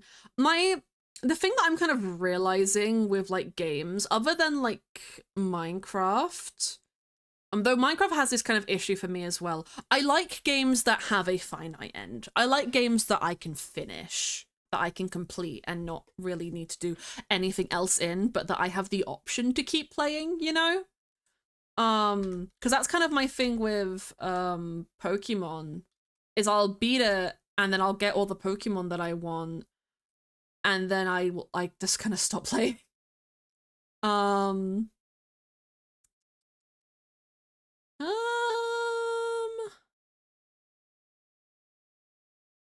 is there a refer a friend? Not in here. I probably have to go to the website then. I don't want to fuck with that right now. I'll look into it later. If someone beats me to sending a referral link to Skylar, then you beat me. Congratulations. But I'll do it later. Around 400 hours in Stardew. That's based. I got really into Stardew, but I got super demotivated because I fucked up preparing for winter. I wanted to try and like get the greenhouse before winter happened so that I could do stuff, but then I didn't manage to do that, so I just don't have anything to do but go mining. And I hate going mining. Well, I don't hate it. I like going mining. I just hate the bug flaws, so I want to get past all of that, but like, I don't know. I just fell out of it super quickly. But yeah, let's talk about Stream Future and what's gonna be going on with that. So, what I ideally want to be doing, and this is gonna be a bit touch and go for a little while because I don't want to like push myself into stuff too quickly, and I also don't have too much going on in my life, but I do have stuff happening. Like I have a holiday at the end of this month. I have my driving test in a couple of months. I have a concert at some point. Like there's a lot of little things that are just going on that might disrupt the flow of things. But my kind of what I want to start doing or get into doing is like back to my like regularly scheduled 3 streams a week. We might start off with 2 just to ease me into it. Like I said, I'm going to be streaming hopefully on Sunday when the Fungi Festival opens because I definitely want to stream on that because I think that server's only going to be like a month long. And I think it would just be really fun, really cute, nice way to like get me back into things in a relaxed way. We are also going to be doing stuff on Corecraft. You thought it was 3 months long? I don't remember these things. But yeah, 3 months long, it's still a finite amount of time, is the point. It's nice and condensed and good. So I have a lot of time that I can do stuff, and I have a lot of time for me to do breaks and things. We're gonna get back into Corecraft as well, and I'm gonna show you guys around my base, and we're going to finish building my base. We kind of yeah, okay, I'll add that to the queue. Burger. I am actually gonna go see Arrows in Action later this year, so that's gonna be cute. Okay, that song. You know what? There we go. Put it on now. I swear out of my head. You have a vibe. Also, if anyone ever wants to know what song is playing, I know it says on the little TV screen, but if that isn't showing or it's lagging like it is right now, You can do, I think it's exclamation mark song or exclamation mark Spotify. It's one of them. It's one of them. There you go. It gives you the Spotify link and the name and stuff. So you can always figure out what song is being played. If we're gonna go back into Corecraft, the good thing about me I've already built my base. You guys got to skip out on the hours and hours it took me to gather all the materials to build my base. And we're gonna jump in at like the midway point of the building is done, but I have a lot to like mine out because I have to get like the floor and I want to do some levels and I want to put some farms in there. What's Corecraft? Corecraft is you can do exclamation mark Corecraft, I'm pretty sure, and it will take you to the Twitter or Blue Sky or something. Do I have a command for that? I might. Someone check, please. It is a server. It's kind of a Hermitcraft styled server where it's a very long running vanilla, basically vanilla Minecraft server where there's a big focus on doing builds and just progressing and like hanging out and doing all that kind of stuff. Everyone on there is super, super sweet. Chris is on there, but Chris has been super busy. But like Cozy Mel is there. Like Mel is one of the admins. There's Kenji's there. Kenji was in chat earlier. Love Kenj. There's Zach and Nukari and a lot of people. A lot of different people. And all super cool and super nice. And I haven't really been on in a while because yeah.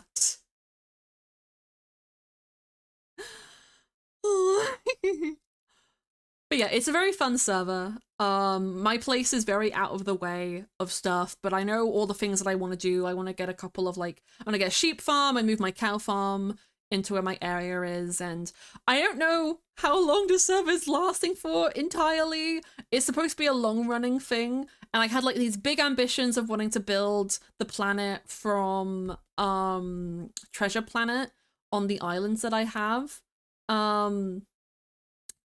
But right now we have like an underwater base and I'm going to build a tunnel.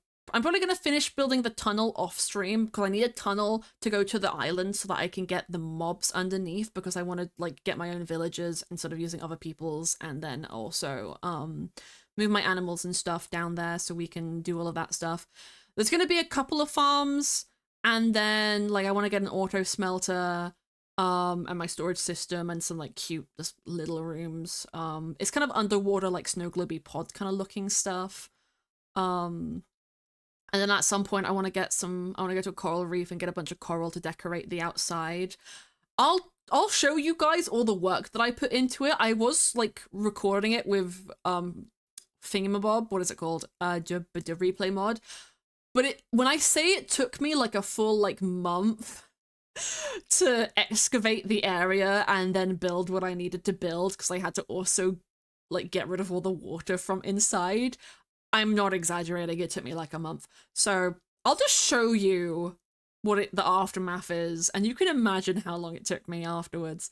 But yeah, Corecraft's probably gonna be on the back burner as far as like the Minecraft stuff I do goes, because it is a longer running thing. And there is like a lot of stuff that is kind of grindy that I still need to do in it that I'm probably going to do off camera. Also, look, it was a perfect rainbow, or an almost perfect rainbow on the chat for a second. If only Toshi had talked before Squig, it would have been a perfect rainbow. God damn. Actually, I don't know why Toshi is green. Toshi's supposed to be purple. I'm gonna have to log into that account and fix that. God damn it. God damn it, Twitch. Why you gotta do this to me? But yeah. Corecraft's gonna be on a little bit of a back burner. When we have other stuff going on, because, you know, Funko Festival's only 3 months, so I want to put more energy into doing that and getting that done. And I also don't want to burn out on Minecraft, and a thing that I find with like survival Minecraft is that like you start off doing all the same things, so even if there's mods and stuff, it can get a little bit like monotonous. I don't want to fall into that. So like On Corecraft, I'm going to be doing villager stuff and farms and all of that fancy shit. On Fungi Festival, I'm probably just going to be focusing more on builds and just gathering the materials for cute builds and like not focusing on like big gamey things.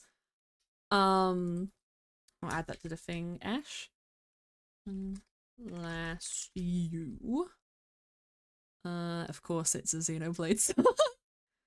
Okay, that has been added to the queue. You're welcome. And I also want to branch out a bit and do a few things that aren't Minecraft. I know I talked a bit about doing like art streams. I'm not like saying no to that. But I think I just really enjoy doing art like by myself where I can just like zone out and be quiet. Initially I wanted to do the emotes on stream, but I think I'm also quite slow at art. So like a 3-hour art stream, I might get like 1 emote done.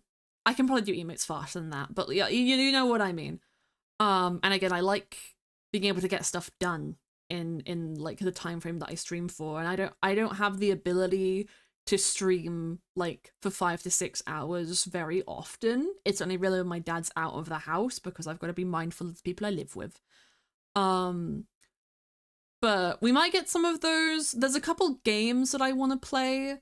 For example, Monument Valley, which is a game that I played as a kid on my phone, and then it's on Steam now. So I bought Monument Valley and Monument Valley 2 on the Steam sale, and then in the Nintendo Switch Direct, they announced Monument Valley 3, which is also coming to Steam. So I'm gonna buy that when that comes out. They're not very expensive. They're more expensive on Steam than they are on mobile, just because I think scaling is different. But they're very pretty games. They're puzzle games. They're beautiful. So I love how the OBS registers that as like the pride emote because yeah, but it's the questioning. Love Monument Valley. It's one of my favorite games ever. I've never played the sequel.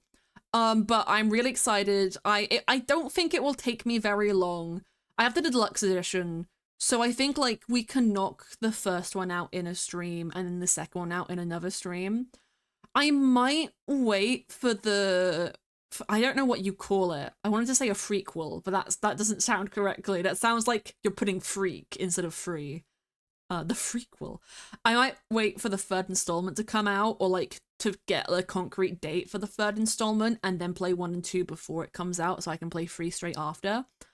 But yeah, they're like silent games with a little bit of like text in places, and it just like there's kind of optical illusion puzzles where you have to move the environment and like tap to get your character to go to places. They're super duper cute. I actually learned about the games, I think, from watching IS Cupquake play the first one fucking years ago. But it's a beautiful game. Highly recommend it. By the same people, there's a game called Assemble with Care, which I also bought a while ago that we might do a stream on. The big one I want to do at some point though, and I don't know when because it's going to be a bit more of a commitment, is One Shot. Because One Shot has like a very dear place in my heart. Y'all won't have seen this because it's privated on my YouTube now, but one of the old YouTube series that I did when I first started out content creation was a one-shot playthrough. And it was really scuffed because I didn't realize when I got the game. It's the way I've always described it is one shot is can some request be anything? More or less, yeah. I guess just like it's got to be a stream appropriate song. My songs that we play on stream don't get saved to the VOD, but like obviously you guys can still hear them, so we want to keep it like that. But most anything I'll agree to unless it's something that looks incredibly sus. But yeah, if you have the points to redeem it, I'll put it on. Yeah, the way I describe One Shot is it's Undertale / Deltarune meets not Monument Valley, meets Doki Doki Literature Club. And what I mean by that is it's like It's got kind of like it's got the pixel art storytelling feel of Undertale and Deltarune, except the protagonist, like the player is a character and the person that you are moving about is also a character who has dialogue and a personality. So it's unique in that sense. But it's got the pixel art stylings, it's got like some creepiness about it. But the Doki Doki aspect of it is that some puzzles and like things you need to progress the game will appear in your computer. So like your desktop background can change to be the answer to a puzzle that you have to do in the game, or a document file could be added to your documents folder that like is a code or an answer for something that you need. And the game will like point you in a direction if you take way too long, but it's real cool and really freaky. But it was really difficult to record because I was screen capturing because I didn't want to dox myself. It also like will take your name and of your PC, so it would reveal my full name, which is not something that I really want. But One Shot got released on Switch recently, or like last year. So now there is the World Machine version, which is the same thing that Doki Doki Switch version does, where in the game itself, it gives you a new, like, browser, so that you can just avoid doxing yourself easier. So I got that version. I paid £5 for that version of the game, which is really funny because I think it's for like £7 or £8 on Steam. If you have the original game, you get it discounted very slightly. But then there was also a sale going on if you bought the game, like both games, the original version and the World Machine version. So I got it for £5 by technically buying 2 games. Have a full name, exactly. Well, it's not my full name, it's just like my first name, but that's still too much information. That's still too much information to give out to Twitch.tv. Not doxing yourself is a really good idea, yeah. I've never doxed myself thus far, so I'm happy about it. Oh my god, Apothecary Diaries opening free. That's the fun one. That's the one where it gets all like trippy with the flowers in season 2, isn't it? I love that. Yeah, we'll get that after. Oh god. Oh god, I don't know who it's originally by. There's multiple versions. I'm just gonna go with the one that says from Apothecary Diaries and hope that it's correct. Okay, that will play after this. So long. I wanna be like you, dancing in the light to forget the abuse. The crown no one will ever know. Girl in blue is all alone. Oh, oh, oh, oh, oh, oh. All alone. Oh, oh, oh, oh, oh. Love Animal Sun so much. Oh my fucking god.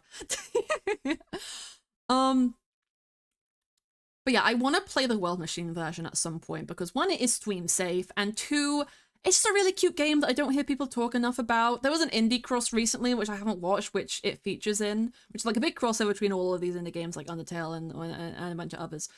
And One Shot is just so underappreciated. I recommend it so much. If you guys like Undertale in any capacity, play One Shot. Please play One Shot. It's so good. In my first playthrough that I was doing on YouTube, I almost completed the game. I think I got to like the last location, but I never got to the end. So it's also been like 5 years. So most of it has left my brain. But at some point I want to play that on stream, and I think that would be fun. There's also a game that I have called Sad RPG, which I bought just because it's called Sad RPG. I need to check that there's no like content warnings for it, but I kind of want to play that as well. But what I'm thinking is, and it's gonna take me a while to like set up, or like figure out what I want to start with and when I want to do it. But what I'm thinking is that when I get into the proper flow of doing like 3 streams a week again, I want like two of them to be like Minecraft and then one of them to be something else. And that something else would just be like one of the games that I've listed thus far, or something art related, or whatever. So yeah, that's gonna be the stuff. Oh yeah, I've also been playing Roblox a lot. I'm disappointed in myself. You don't have to be. It's Charlie's fault. Charlie Swarm got me into Dress to Impress. I'd been really wanting to play it, but I held back because it was Roblox. And then Charlie Swarm played it in front of me, and I was like, I want to play with my friend. And then it turns out my sister's on Dress to Impress TikTok and really wanted to play it too. So now whenever my sister comes to visit, she makes me play Dress to Impress. I just got I just got 3,000 stars, so I get pro servers now, but I'm too scared to go in them because I don't think I'm good enough. I've also been playing Sonic Speed Simulator, which is a licensed Sega Roblox game where you get to get Sonic character skins and run around and be fast and be cool and fight bosses and stuff, and it's really fun. I like playing as Blaze. I like being a little guy. It's a really good game. Me, won't touch Sonic Frontiers, which I pay like 30 quid on. Also me, plays Sonic Speed Simulator on a Roblox for like 12 hours. It's not that bad, but it was a little bit bad. Oh, this is a fucking cover. I'm sad. Wait, no, I'm sad.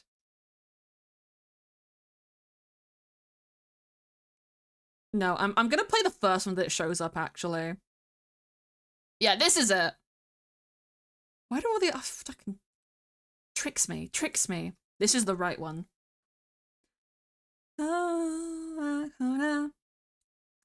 Wish I could speak the language so badly.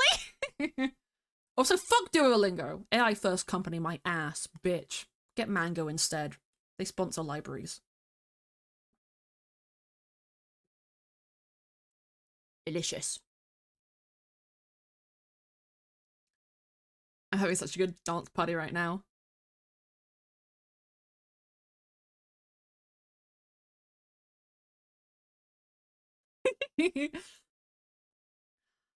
But yeah, that's what's gonna be going on with stream stuff, I think, moving forward into the future. I think the games that I'm gonna kind of be sticking to are either games that I can do like a one-off of. Like, I still haven't played Tiny Glade, but we might do like a one-off Tiny Glade or like web fishing or something. And like when it's spooky season, some spooky games. Like Charlie wants to play Repo, so maybe we'll get some people together to play Repo, or maybe we'll do like a Lethal Company or a Phasmo stream when we get closer to spooky season. Some one-off stuff that is just for fun, and then some like more series, like, you know, doing all the Monument Valley games, playing One Shot, because that's going to take me a couple of streams. Hello, Christianzo! Hello! It's my guy! Look, it's the guy! We love that guy. I love that guy. Hi, Christianzo. I missed you. We literally talked like a couple days ago, but I missed you. Hope you've been good, bestie. Hope you've been good. A new YouTube series called Cross, I'm pretty sure. Yes, Nico. Nico is the character in Indie Cross. I haven't actually watched Indie Cross yet, but I keep seeing stuff about it on Twitter, and I'm excited about it. So everyone watch Indie Cross. Nico is the one-shot protagonist. They're not a cat, definitely, but they have a cat hat, and it's so cute. I love Nico so much. Nico. Tired, but it's okay. So soon I can just relax. 2 more weeks. Hell yeah. You need all the relaxation you can get, bestie. You'll get through it. I believe in you. Hearts in chat for Chris Chilzo, guys. Man's been working so hard. We stand.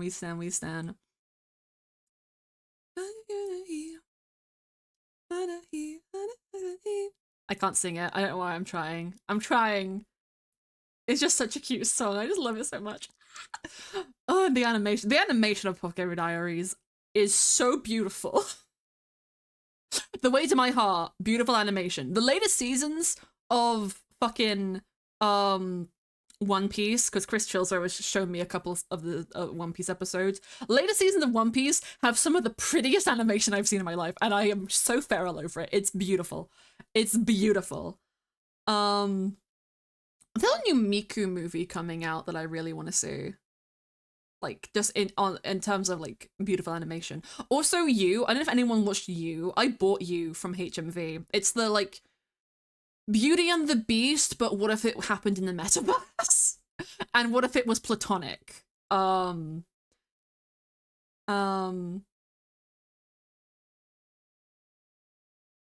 Diaries movie night.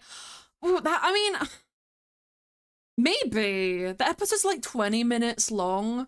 I don't know how many we could get done in like an hour or two. But maybe. We never finished watching Lego Monkey King. Oh, I'm terrible. I'm terrible. But maybe. I'll think about it. I'll definitely think about it. There was something that I said I was going to do a Treasure Planet movie night because nobody in my chat is cultured and has seen Treasure Planet. I found out there's a Treasure Planet like tie-in movie game, and I want to play that game even though I know it's going to be dog shit because all the like Disney movie tie-in games were dog shit. But you know, I want to try it. But yeah, that's going to kind of be the gist of things. At some point, and this is one of the things that I wasn't really prepared for, but I want to get done at some point. I think the song is looping. You're in the cinema tomorrow. What are you gonna see? Are you gonna see? Are you gonna see the Minecraft movie? Are you gonna see the Minecraft movie? What are you going to see, Chris Chilson? No, it's looping. Oh well. It's a good song. It's fine. You weren't Sinners. What the fuck is Sinners? I don't actually know what it is. Please enlighten me. I haven't been to the cinema in so long. I just keep getting clips of the Minecraft movie and my soul dies a little bit inside every time. I do like the Lava Chicken song though, I have to admit. Vampire movie set in the West. Oh, fuck yeah! That sounds amazing. That sounds amazing! Sign me up, bestie. What the fuck? I love me vampires. I love me the West. That sounds peak. Let me know if it's good. I hope it's good.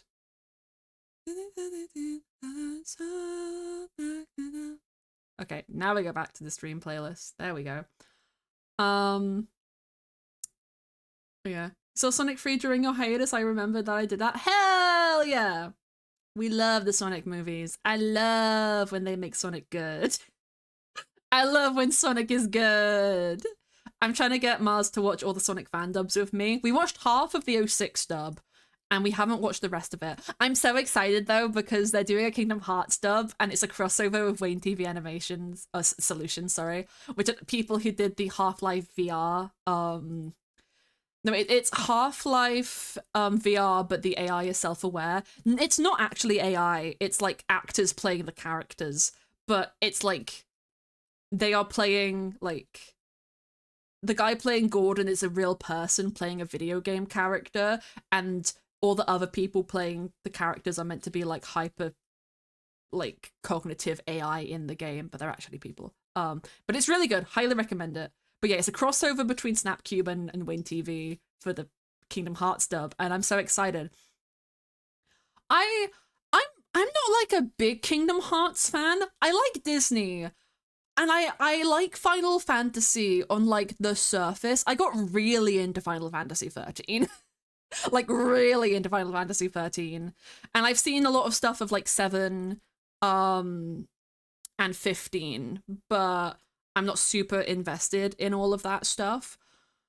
So maybe if I was, it would speak to me more, but the Disney stuff of it really doesn't. So I unfortunately don't think it's my cup of tea, but I really like it. I really like that it exists, and I have like watched like playthroughs and stuff of it. I think it's just one of those things that the story more than anything would piss me off because I have like a basic understanding of the plot, but it's just very convoluted. into Kingdom Hearts, and in return I got into Xenoblade. That's so based. Yeah, welcome back, Kiara. Welcome back.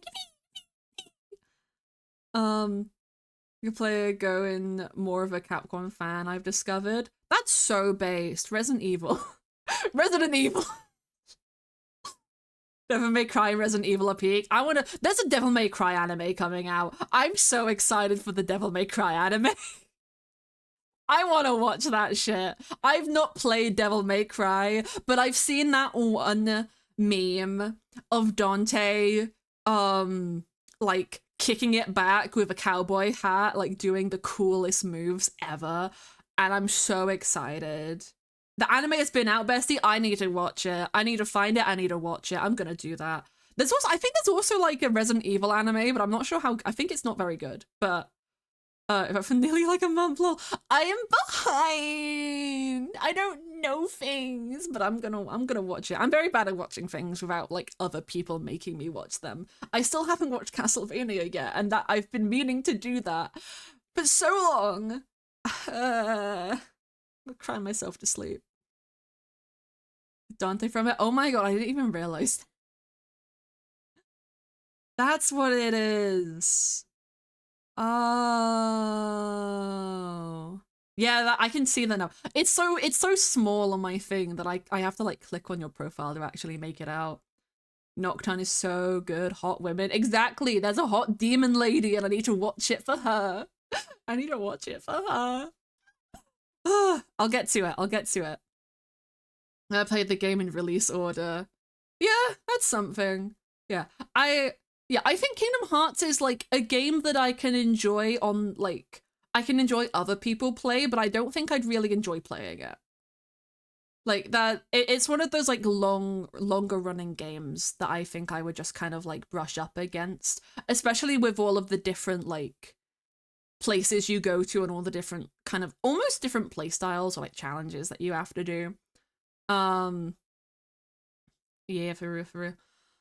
But it's cool, and I'm excited for the fan dub because I love fan dub. Me and Mars are talking about doing a fucking fan dub of like the first arc of Ruby, and I don't know if we're ever gonna do it, but I would really like to do it because it would be so funny. Also, yes, listen to this fucking song. I love Monochrome Menace, Kaleidoscope. This is a Vocaloid.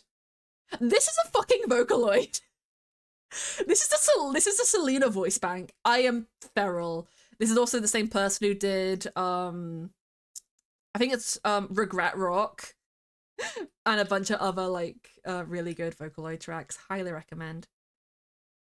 This is so beautiful. Some of my players liked already. Hell yeah. I found it on TikTok and I went, oh. I spent like a whole night just looping it because it's such a like a brain rotty song for me. And like it gives me like infinite story ideas. And the TikTok like animation of it has like the character like flickering like into different people. And I don't know if it's meant to be like they're all the same person across different dimensions or if it's all different people, but like it just inspires my brain. Also, I just realized I'm usually in my pajamas for stream, but right now I'm in like my normal clothes and I'm a little bit sweaty. I'll just get into my pajamas after stream is done. It's fine. It's fine. You want to find on TikTok? Fuck yeah. Honestly, I might have reposted it. So there's half a chance. It's so good though. It's so good. I love it.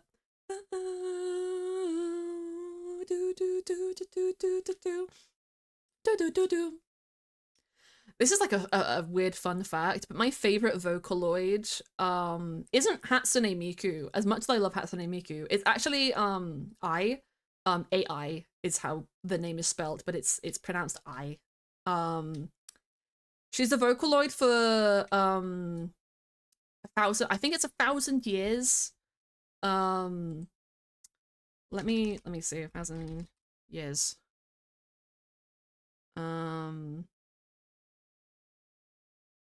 Let me see. I don't think I know its actual name. Wait. I've seen it because it's a Jubiphonics cover. We're gonna find it. 1,000 years. Oh, that's 100 years. You know what? That's fine. Yeah, 6 trillion years and overnight story. That's the song. I really like the song. I really like the Jubiphonics cover, and I really like her design. She's got a really pretty Vocaloid design. So in my mind, it's peak.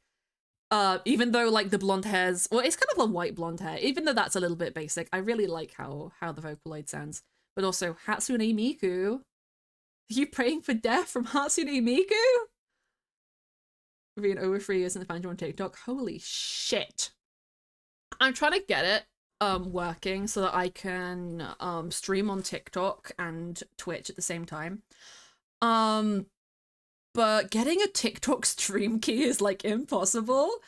I think I'm gonna have to do it through like Restream or something, because I got like Atium right now, which is like the same thing that I use for like vertical recording. The vertical recording plugin. It's made by the same people, but I just can't get a TikTok stream key unless I go into like an agency, and it's a little bit finicky. So I'm gonna look into that because I want to do TikTok again, but I also don't have the energy to edit. What I really love to do is just like do a bunch of Twitch clips, but if I want those to do well, I'd probably have to make a second TikTok account and then go back to like my scripted TikTok formula on my main TikTok account. And it's just it's very difficult. I also want to go through my TikTok and like private a couple of things because like I'm the mummy voice videos just aren't it, Chief. I'm so embarrassed. That was a dark time in my life. That was a very dark time in my life. It's so fucking hot in my room. My god.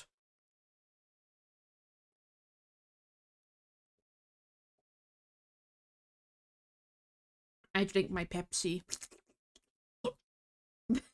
That's not what it sounds like when I drink, but that's the noise that I just made. No, I'm gonna put 6 trillion years on because I want to see if it's as good as I remember. 6 trillion years and a night. Is that, yeah, that looks correct. Let's add that to my queue because I want to remember what it sounds like. So get ready for Vocaloids. Oh. It's 3 days only, mode so on. Literally yesterday was the hottest day of the year so far. It's supposed to get a bit colder, but you know. But you know, global warming, am I right, guy? I nearly said gay. You're right, guys. Videos are a product of their time. We all have embarrassing stuff. Yeah, I think my main reason for wanting to private them, yes, it was too warm yesterday. Also, Bumblebee flew into my room and like didn't go out for like 5 hours, and I was really scared. But it left eventually. I just had to open my window more. I mean, gay wouldn't be inaccurate. That's true. That's so true. What was I saying? Me why? Tell me why. The voice, tell me why. If I played the Jubiphonics version of this, I could probably remember all the words. Maybe. It's been a while. It's been a while. You love the warm. That's fair. I live in a pizza oven. Also, my room is the hottest one in the house because, one, the sun rises, like, the direction that my room faces, so I get the sunlight for the entire day. And two, my PC is on nearly 24/7, so I just have basically a mini heater next to me at all times, which is really, really bad. I swear I've got to be careful, like, streaming in the summer, because I don't want my PC to overheat. And I haven't got my fan out yet. So it's a bit of a nightmare. Kind of gone off it over the last few years, that's fair. Greenhouse bedroom, exactly. And literally, British houses are built like pizza ovens. They are insulated to hell and back. We don't have air conditioning unless it's a modern house, and my house is kind of old. So, like, I'm being baked alive. Because your PC cooling broke, so I had to fit a new one today. Oh, that's awful. Oh, that must be so bad. Oh, I'm so sorry, Chris. Gets no sunlight if my windows are open, so it's not too warm. That's good. My dad wants to, like, get an extension on the house and then, like, make my bedroom his bedroom with, like, an ensuite bathroom and move me into his room. So then I would only get the sun at sunset, and it would be blocked by, like, a couple more buildings, so it'll probably work out better, but I also don't want to move rooms. I have the master bedroom right now, and it's so nice. My PC, it was an oven. Oh no. I am actually going to be getting a little bit of a PC upgrade at some point. Again, lovely Charlie Swarm has two PCs. When they were at uni, they had their uni PC and their home PC. And they need to get rid of their uni PC because they're not at uni anymore, so they don't need a second one. So they're gonna either give me that PC or let me scavenge it for parts. I know I definitely want to take their RAM because they have like 128 gigabytes of RAM and I need that. But I'm gonna compare components and see what they have that is better. Because it's probably all better than mine because my PC is like, I built it 2018 and I don't think it was like the highest end parts at the time. It cost me like 500 quid in total to build the PC, not including any monitors or anything. Or like peripherals or stuff. Cry because your epic musical sweater isn't gonna arrive till June. Oh no, that's tragic. At least you'll get it in the winter, but you'll get to wear it in the winter, but that's tragic. I'm so sorry. But yeah, my PC is gonna get a little bit of an upgrade. I'm really hoping that she has an RTX card. If not, I'm just happy with more RAM. And I'm gonna pay her for the parts as well. But yeah, that'll be happening at some point. Probably not for a little while, but at some point. So I'm excited. I was saying something a minute ago before we all started bitching about the heat, and I don't for the life of me remember what it was. Like, it's been in the back of my brain, like, you were gonna say something else. And it's just gone. Like, it's left me. It's left me completely. I guess one thing that I can, yeah, I know. If anyone remembers where I was going, because I thought I started the fort, but I might not have. If anyone remembers, please point me in a direction. It might come back to me. But if it doesn't, El Bozo, I guess. About voice videos. Oh, yeah, that's what I was saying. The main reason I want to private, the mummy voice videos is because TikTok is bad. No, it's because TikTok, no matter what you do, you don't have to you don't have to like you can say no to TikTok accessing your contacts. But if somebody you know lets TikTok access their contacts, it will pull your phone number and show them your TikTok account. So when I was employed, my boss could see my TikTok. It got recommended to him, and my family members, if they have my number, can see my TikTok. So you see what I'm saying is the problem. I can't unlick my phone number from TikTok. So that's why I want to get rid of the mummy voice videos. I can handle people seeing my TikTok and the embarrassing stuff that I say and the weird shit that I do. But them seeing me do a mummy voice is a bit of a step too far for me. And it wasn't something that I had to worry about when I first got when I first made my TikTok account. Because no one I knew was on TikTok. I didn't have a job, like I didn't really care about any of my friends seeing it because like at the time it was funny. And like I did meet a lot, like Elle started following me because of the mummy voice TikToks, because the whole point of it was to be ironic that I was doing this quote unquote sexy voice whilst being asexual. Maybe you need a burner phone? I do! But you know, paying for that would be too expensive. Find a voice soothing. I'm glad. Like, I don't think the voice is objectively bad. I can still do it. It's just like the connotations of it. It's close to, like, the whole reason I started doing it was because it's very close to my sleepy voice. And it's basically the calmer voice. Like, without the filter, that's basically my calmer voice. Because she just goes, hello, darling. Like, that's just the calmer voice. And that wasn't a perfect bit of it. My voice is a bit scratchy because I've been talking for almost 3 hours and I'm drinking Pepsi, which does not help your voice. If you want to be a voice actor, only drink water.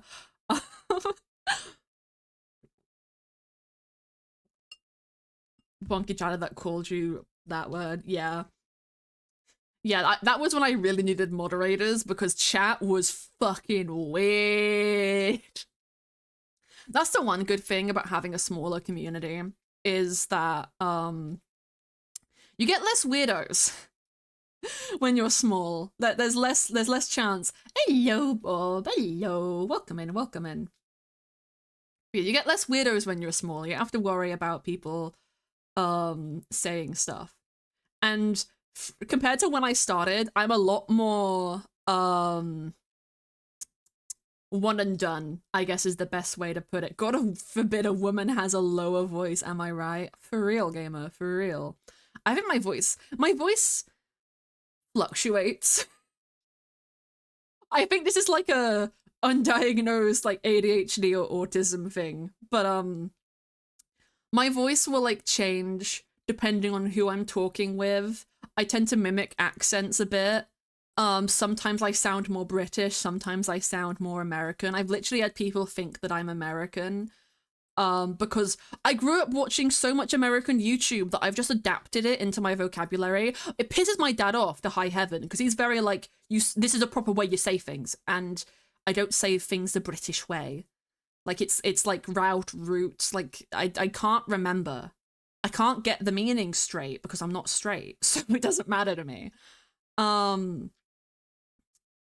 But yeah, when people come in chat and they start being like dickheads, I'm just kind of like shoot first sight, you know? It's why I have a gun and a knife emote. Also, I love them. I love them so much. Yes, my power Bob, the resident goat. I need art of you as a goat now. I think that would be really fun. Always has been. And now I need the meme of Chris Chilzo with the gun to the head and wait, I'm the goat. Always have been. Lizzie! Hi Lizzie. Hi bestie Lizzie. Hello, hello. Not to be confused with Lizzie Foxy. I have to clarify.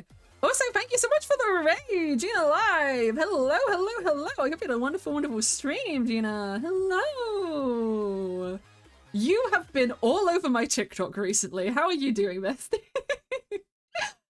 Oh, welcome to stream, guys. My name is Jay, local a streamer. It's my return stream after taking a couple months off for the shitty mental health. Beat the bot again. Let's go. Let's go. But yeah, we're doing a little catch up, talking shit, having fun. Bazinga. Ah. I can't tell if that's just a silly thing or if you're a Big Bang Theory fan, but you know what? Either's fine. It's a good time. Thank you so much, it's Luna, for the follow. Join the Discord if you guys have not already. It's a very cute time. We just got new emotes, which I'm going to be adding to the Discord after stream. They're already in the Twitch chat. OBS isn't displaying the correct ones. It's displaying my old ones. But you know what? That's fine. It's cute, so we don't mind. We don't mind at all. We have a good silly time. Yippee! What was I talking about? I got so distracted by the raid that I just completely fuck me. Chat, remind me. We were talking about TikTok. Banning peeps. Yeah, I'm very like one and done when people are weird in chat nowadays.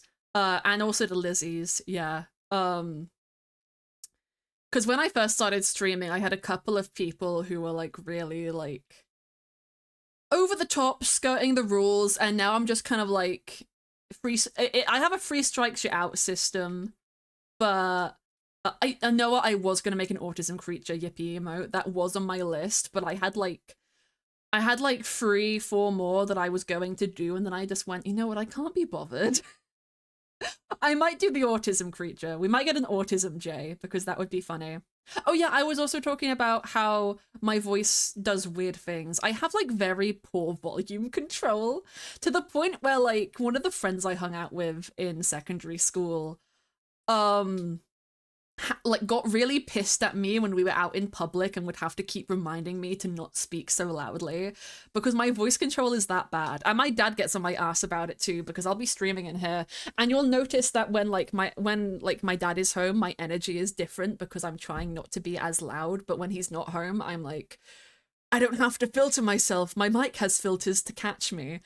But I have very poor like voice like vocal control, so it goes all over the place.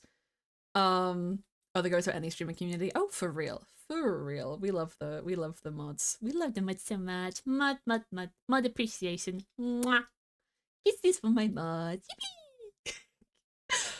Yippee has really just become my vocal stim. It's been that for a while. I do it over chess. Chess?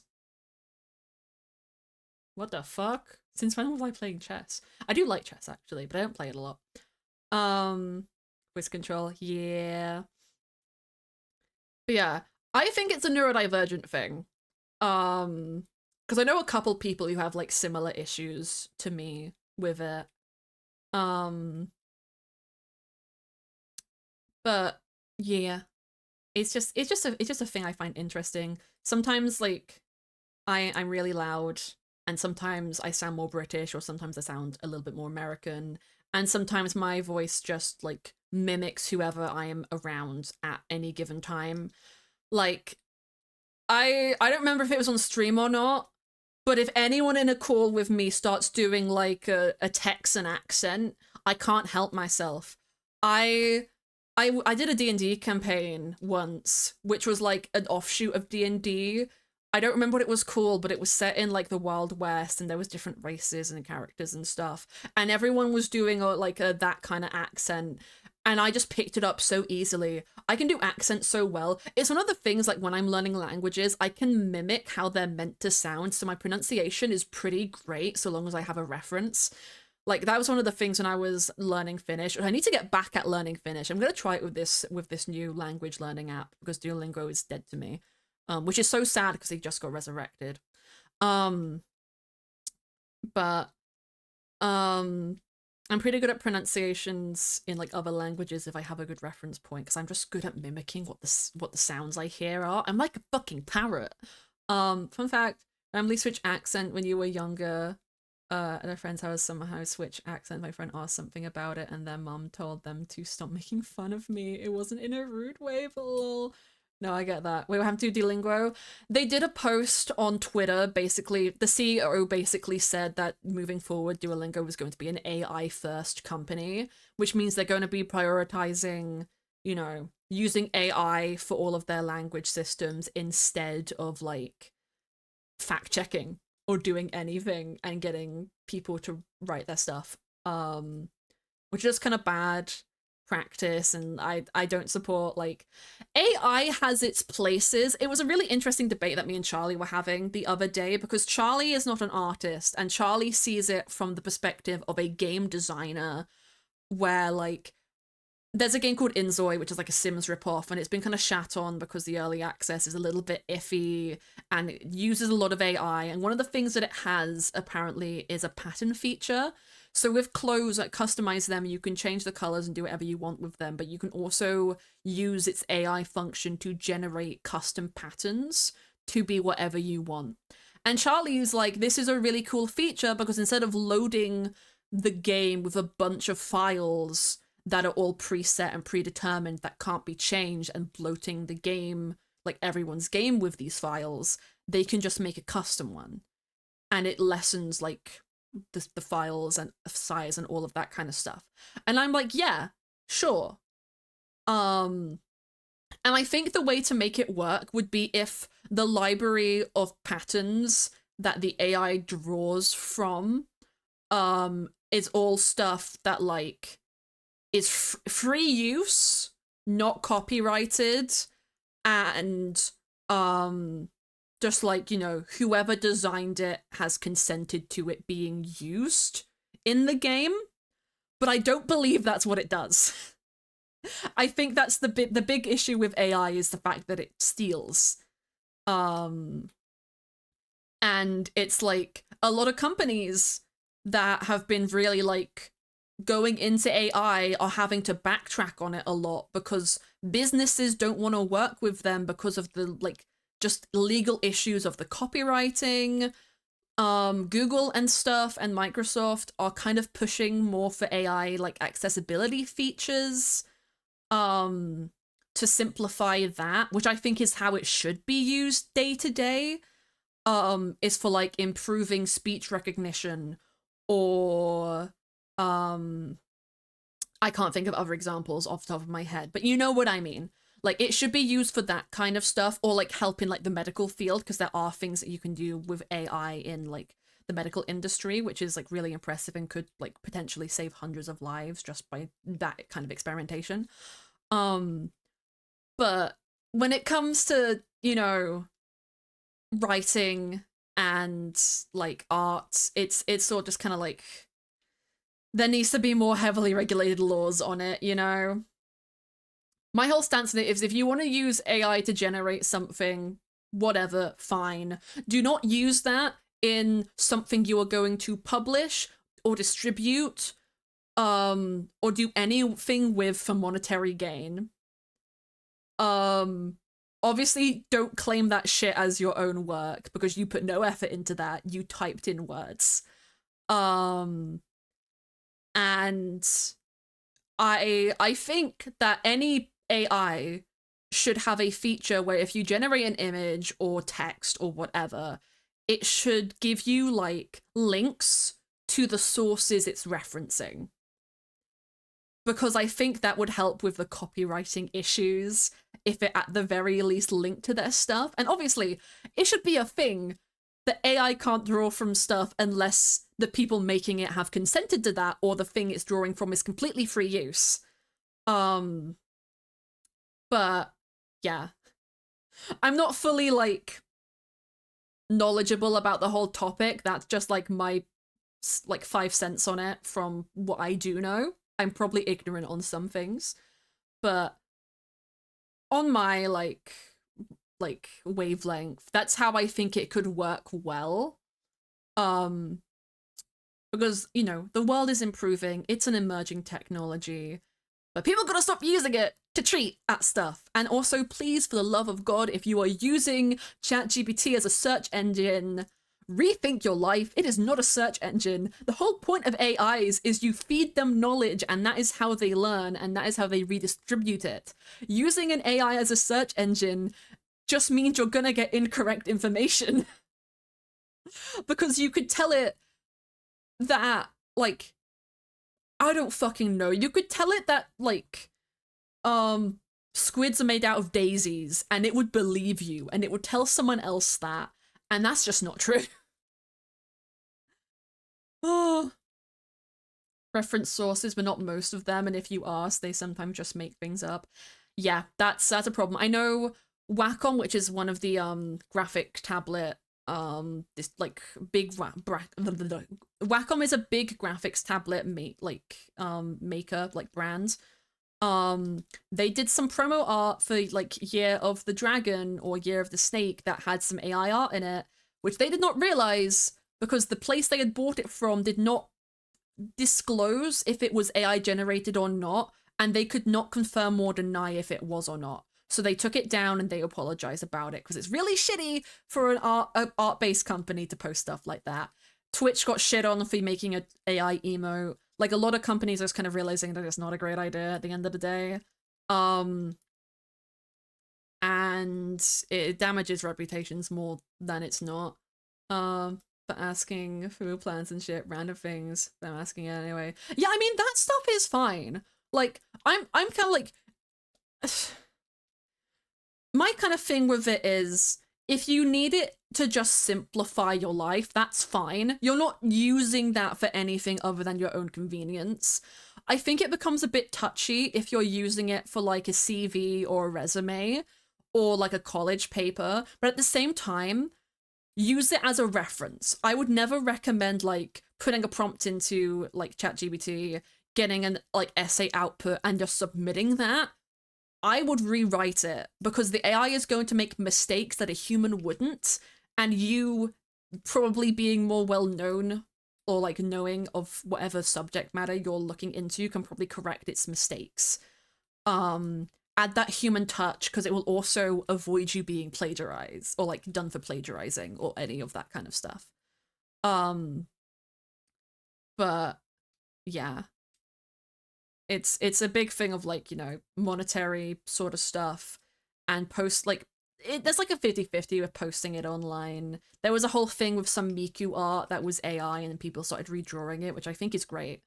But the art itself was stunning, but you can't claim that as your own piece because you did not make it. And it probably has stolen all of that stuff from other places. Directly calls out people in front of the entire class if you're caught using AI. There are some teachers though who just tell people to use it because they don't care. So it's a really like a hit and miss thing. The thing I was gonna say is that I think in Europe they are passing laws about AI and like the whole copyright issue. I don't know the full extent of it, but there is stuff going into like Europe is on the ball with that kind of thing. Stuff is being done in Europe. That doesn't count for the UK, I don't think. I don't know what we're doing with that because we're not a part of Europe anymore. And that also, America is like very adamant about not doing anything to stop AI from plagiarizing stuff. They don't care. I can't really speak on many other places about that, but last I heard, Europe was putting some laws in place about it, so that's good. But yeah, it's very nuanced. It's something that if I was still in college, I would love to write like a full-length essay on because it's one of those things that really like I find interesting. And there are a lot of merits to it and there are a lot of like bad parts about it. And I'm in a particular position where I understand both sides of what it can be good for and why it is unethical. But yeah, I didn't mean to go on a rant about that. So let's not talk about AI anymore. Getting reference links for my essays because I wasn't finding anything when I searched up some information. Yeah, that's perfectly fine. Yeah, like again, that shit's cool. Like do that, but like you know, don't use ChatGPT to write a book, which some people do. And then they sell it and then they profit, and fuck's sake. I mean, the companies change it everywhere, but we'll see. I mean, it will become an issue of European companies working with any place that don't have that law. So by proxy, any place that doesn't have that law will have to conform to it to continue working with those companies in certain capacities. But that's above my pay grade. I don't have a full capacity of knowledge on that. Let's talk about something else that we all care about. Mithril Monthly. I kept saying I'm going to do something about it, haven't done anything about it. Mentioned on Mars's last stream that I was on that I'm at a little bit of a problem with it because I'm missing some notes that I can't get that the streams aren't up anymore for, and I don't know what to do about it. So what I'm going to tentatively say is I want to try and do the final Mithril Monthly on... It does always come back to Mithril. I'm back in the fucking building again! But, you know...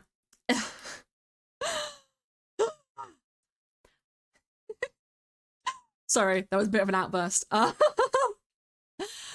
My goal is I want to do the final Mithril Monthly on... I think it's the 4-year anniversary of Mithril. I don't have the exact date. I don't know if you guys can find the exact date because the stream of... It's the anniversary of lore. And my first lore stream is not up anymore, but the edited version of it is, and I don't think that is dated. But I think I still have the VOD privated, so I might be able to find that and get the exact date. I think it's early July. I think it's the start of July that Mithril started, like lore started on Mithril. Sequel if I was any world, I'm scared Warren is gonna put a crystal in my house. Oh, I'm so happy with that story. There's like... It's one of those things. I have like a rewrite of Mithril in the background of my brain if I adapted it into a book, because by virtue of it being a collaborative storytelling experience, there's just a lot of stuff that I couldn't get working with all the people's like different ideas and things getting thrown in and people leaving and all that kind of stuff. So it's scuffed as you would expect a Minecraft roleplay to be. But it's really, really good for what it is. And I'm very happy with it. And I'm especially happy with all the characters that I wrote. Because even though, like, I think my weakest character is actually Mithril J, which is funny because she's the one that I was playing the most. But I think it's just because I did not have her planned, so she was very much just me. But like exaggerated in fantasy. And Warren writing that but having Sky play them was like really, really fun. Allura was the biggest fucking mess, but I think because of that, she had the biggest payoff when she actually, you know, was good. And I'm so happy people liked her. And Karma, I'm sad about just because I don't, she didn't get to show herself enough. Like, I didn't have enough opportunity after Arc 1 to really do stuff with her, and I wish I could have. Like, I tried so hard in Arc 3 to put her out there and do all this stuff, but she couldn't be in Arc 2 because it would trivialize the Allura plot completely. And I wanted Warren to trivialize the Allura plot. So, you get to Allura and go into Revenge Arc. we love, we love, we love. But yeah, my aim is for the anniversary to do the final Mithril monthly. And then Mithril will be done. The map probably won't get released till the end of the year because there is some there's a thing for it which I have not gotten the chance to make, and I need to talk to Charlie about it because I need like voice lines, because initially they were going to be making it, but I think I'm just going to take it on myself now because I have everything to do it. And I'm being vague about it, but it's a little secret that is going to be hidden in the map when that goes public. But yeah, probably not till the end of the year, latest anniversary next year. But yeah, I just need to talk to the one person who I am like, I don't have VODs for, and just be like, hey, can you get me notes for this before like July? And then we'll have something. So that Arc 2, I read through all the lore catch-ups to get up to date with this server lore. Yeah, writing those is so fun. I literally like, God, why? I don't remember what inspired me. No, it was, oh, kind of bad. We don't like Residence SMP just because I didn't play on it a lot, and mainly the person who ran it. But the Resonance SMP had this whole like, you write like after all of your streams, you write your character's perspective of what happened so that it can all be like categorized, and that's what inspired Mithril Monthly, is those write-ups. But I took it a step further and made it like podcasts. Which I think I've inspired another SMP. I think Willow SMP like may be doing podcasts of their lore as well now, because Mithril was doing it. Takes so much effort and work, but I think it's worth it for like encapsulating the story and like saving everything, especially with so many VODs like not being accessible anymore. Because that's the main thing. Like, my big thing is accessibility. Like, that's why all my stuff is on YouTube. Like, I have like I private a couple of stuff on YouTube just because like some of my early stuff I put a bit too much personal information into, and then there's some one-off streams that I just don't see the point in like keeping around sometimes. But most like important things, especially if it's like series or whatever, I want to keep up so people can watch them.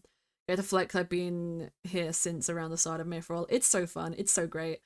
But yeah, that's your customary update on Mithril.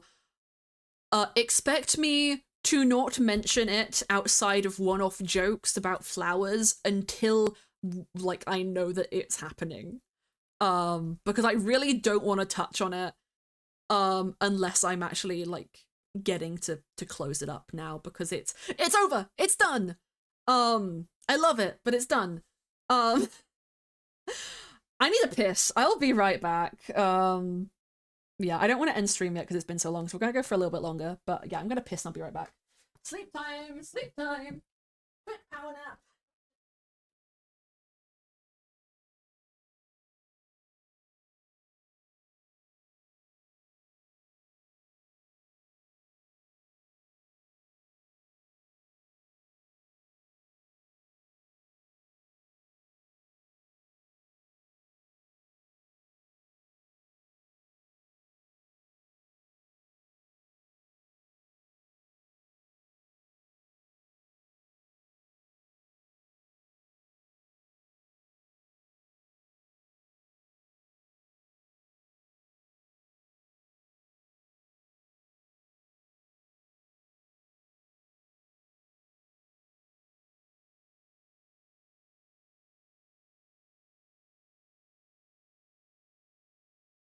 Why was it moving? Why did I come in and it was going into why does it just loop the animation? I'm scared. I'm afraid of my PNG tuber, guys. I think it's haunted. I think we've talked about this before. I think it's haunted. Being earlier in the Mythral community, if I started watching you the day I followed you on Twitch instead of waiting for some reason, I still don't remember. I do that though. I'll find people on Twitter or on TikTok and then follow them on Twitch and then like sometimes even never watch their streams. It's wild. But it just happens. He's so into it, so maybe it's why to be haunted. Oh god, am I being haunted by Mars Marzaki? You know what? I'm not complaining about that. I'm happy. I'm happy. I love that guy. That's my guy. That's my favorite little guy. It does loop waking up and sleeping. Okay. I need to find a way to stop it from doing that. I don't know why it does that. Wait, we're gonna do a test, okay? I'm gonna can I just put my mic?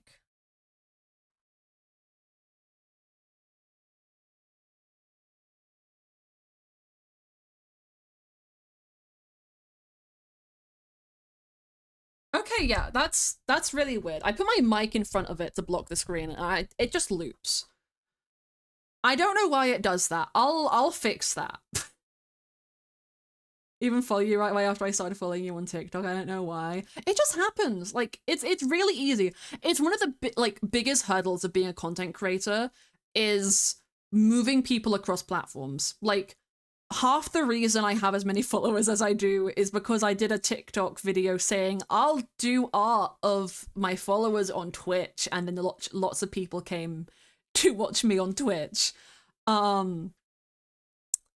Just because of that like one video which blew up a little bit of me drawing one of my old PFPs, which I think is so ugly now, but you know. That's me being critical of my old art style. That was back when I was like, oh god, was that when I was still using my old, that was before my graphics tablet. So yeah, that must have been when I was still using my old sketchpad connector. Oh, but I was your guy. You're also my guy. Mars is my little guy. You're just my guy.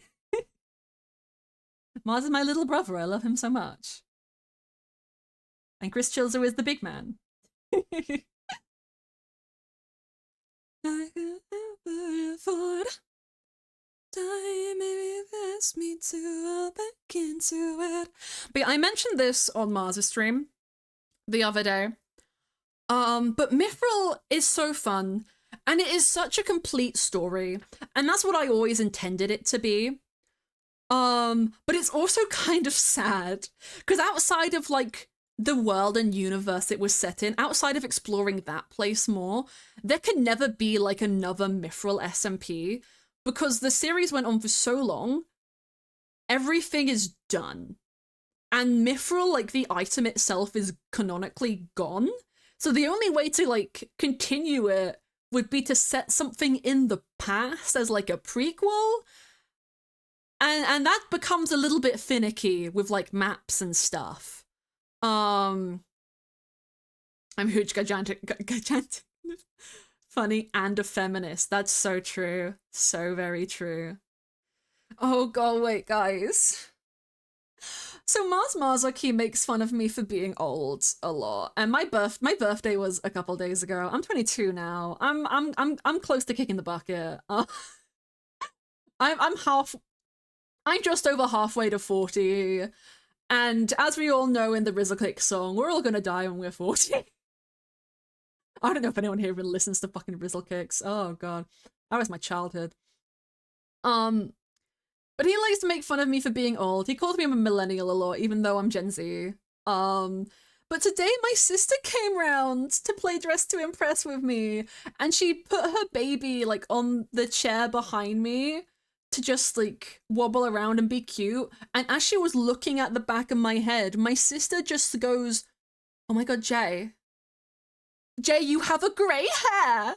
And I'm like, "Wait, what?" And she's like, "Yeah, you have a really long, just grey hair on the back of your head." And I'm like, "I'm going grey at 22? I'm not really surprised, honestly. I'm so stressed. I'm doing better, but I am so stressed. Halfway to 40, that's terrifying to think. Literally, I've said this before. I've said this multiple times on stream. When I turned 15, my friend who was a year older than me said, congratulations, you're halfway to 30. And I have never forgotten that. I have never forgotten that, and it haunts me to this day, and that's just how I think about age now, is I'm halfway to, like, the bigger number. How old even is Mars? His age is public.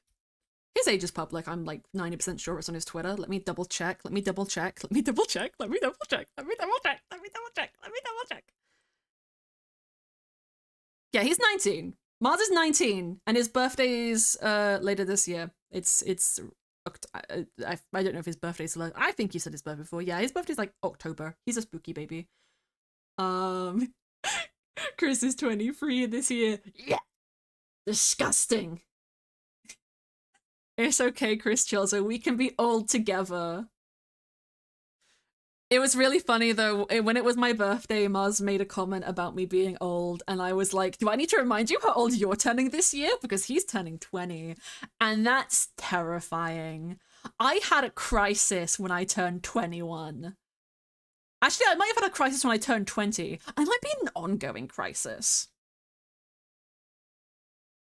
I am in my midlife crisis era. Yeah, that makes sense. Yeah. Your meme age? Oh no.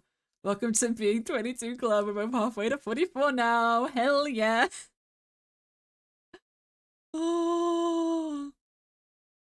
It's so funny being a content creator because people start content creation like pretty young. I see a lot of people who are like under 18, around like 16. I started at 18. And you don't see a lot of people who are like above 25 doing it who aren't like big, you know? Like Phil's of Minecraft is like in his like mid 30s.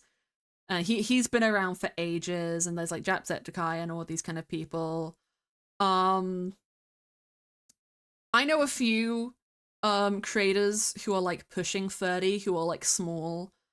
But it like everyone in creator community just feels so young, you know?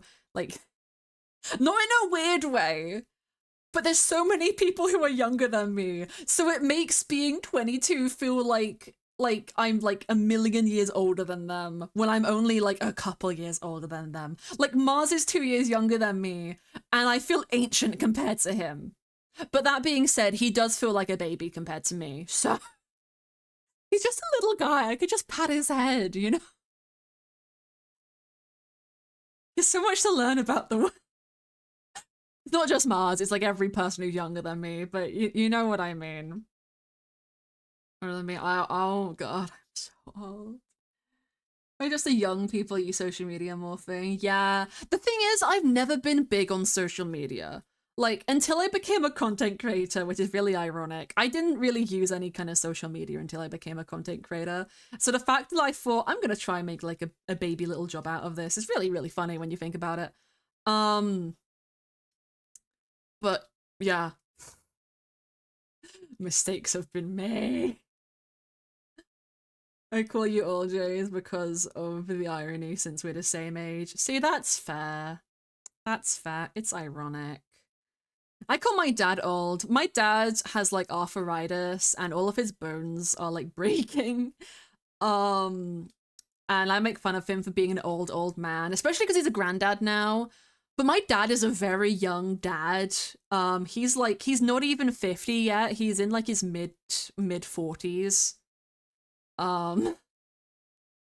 Which is pretty young for like a dad, I feel. Oh my, he made the comparison. My dad is 14 years older than my sister's boyfriend. And he's 19 years older than my sister. So he's very young. But when you put it into that perspective, it feels really freaky. He's a lot older than me, though. He's a lot older than me, because my sister is 7 years older than me. So that means 19, 20, 21, 22, 23, 24, 25, 26. He's 26 years older than me. Maths. Am I right, gamers?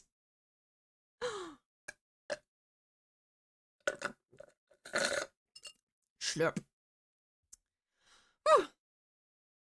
But yeah, yeah. Went so off topic there. Yeah, it's sad Mithril will never have like a proper sequel. I've toyed about with like doing something in the same world because I would like to use that world building again someday. But if I do any like projects that I run myself, it's not going to be for a while. I have some stuff in my mind, but you know, helps knowing a 27-year-old guy because it's like I'm still younger. Exactly. That's my thing with like my sister, having such a big age gap with my sister. I have like the comparison of like my sister's pushing 30 and I'm just entering my 20s. Like, you know, world building, yeah. Like the Mithril, like, yeah, most of it's in the Mithril Discord. Like outside of Mithril Valley, there's a whole world and universe. Like some of the characters have talked about it, like the Sea Elf Kingdom and the Elven Kingdoms and like all the human societies. Sorry, I burped into the mic. I apologize. When Arc 2 started, I went so ham into world building Mithril just because I was like, I want to have some like setup for like characters and like places people can be from. And just like to make things interesting, you know, build the, because it was supposed to be like, it was sort of inspired by like a D&D campaign, so I wanted it to feel like the world outside the valley existed and was alive. So the best way to do that was to like, you know, envision it. Demon Plane, one of my favorites, because I went, let's make it hell but with crystals. And also Dante's Inferno, but in like a cityscape instead of rings. To like 25 to late 20s or something, so this little time. Exactly. There's like a rumor about like America changing the drinking age to 25, which would be wild. Maybe not even the drinking age, like you be a minor if you're under 25, I think was the thing I saw on TikTok, which I don't know how that would even work. I don't know. The drinking age would be tragic because people would just steal alcohol at that point. Do you miss the Mithril world building? No, it's good. It's good. There is a lot of it. I don't expect people to read it. It was literally like when Arc 2 started, Mars and Jelly and Honey like instantly got like the entry pass because all three of them read my world building for Mithril and had watched like my vods and stuff, and I was like, you know the world building that I wrote? Oh my god, Twel's hair kicks my little feet. It's so fun. I think just because the study stopped at 25. Maybe, I don't know. I see stuff on TikTok and I don't fact check it, and it's a bad problem, and I should fact check it, but I don't know what is going on. Constantly changing anyway. Yeah. Our brains do a lot of stuff, but scientists only know like what 4% of our brain is actually like used for. And some people think that our only 4% of our brain is used, but no, that's not the case. We only know what 4% of it is used for. Just because we don't know what the rest of it is used for doesn't mean it's not being used. It's all being used. It's just mysterious. Oh, I know another really cursed science fact, but I don't think I'm gonna mention that one. Anyway, a lot of world building when my visualization was really strong. Yeah. It's very fun. It's convoluted because I wanted to be able to include like technology with like the classic medieval stylings of Minecraft because we were keeping it like initially it was vanilla and then we had very limited mods. And I wanted it to have the magic means any bullshit is possible, but I wanted there to be rules. Like, even with, like, Artemis coming back as an eldritch creature, like, the whole reasonings behind that is really, like, them being pushed through dimensions to the space in between worlds had got their soul tainted by, like, the void. And that association is what allowed them to come back as like an eldritch being instead of like driving them mad or killing them like it did to Fawn. Because Fawn's whole thing is that they died and then came back wrong, but the Eternal Rose was like its divine energy was kind of keeping the wrongness away. But it couldn't stop it completely. That's the only thing I think that Eternal Rose wouldn't be able to stop. Or like it stops it completely, but there's still like the twinge of it. And every time Fawn put it down, it creeped in a little bit more. It's like when the sun sets and like night begins to rise. Artemis is just Mithril Gandalf a little bit, yeah. Oh god. Actually, I have to talk about something. Anybody who is a lore guy and just likes watching really long VODs when they're doing stuff. I got into a Minecraft SMP called the Balloon SMP. And it's not like a Minecraft creator thing. It was a bunch of like people who have been in the Sonic fan dubs.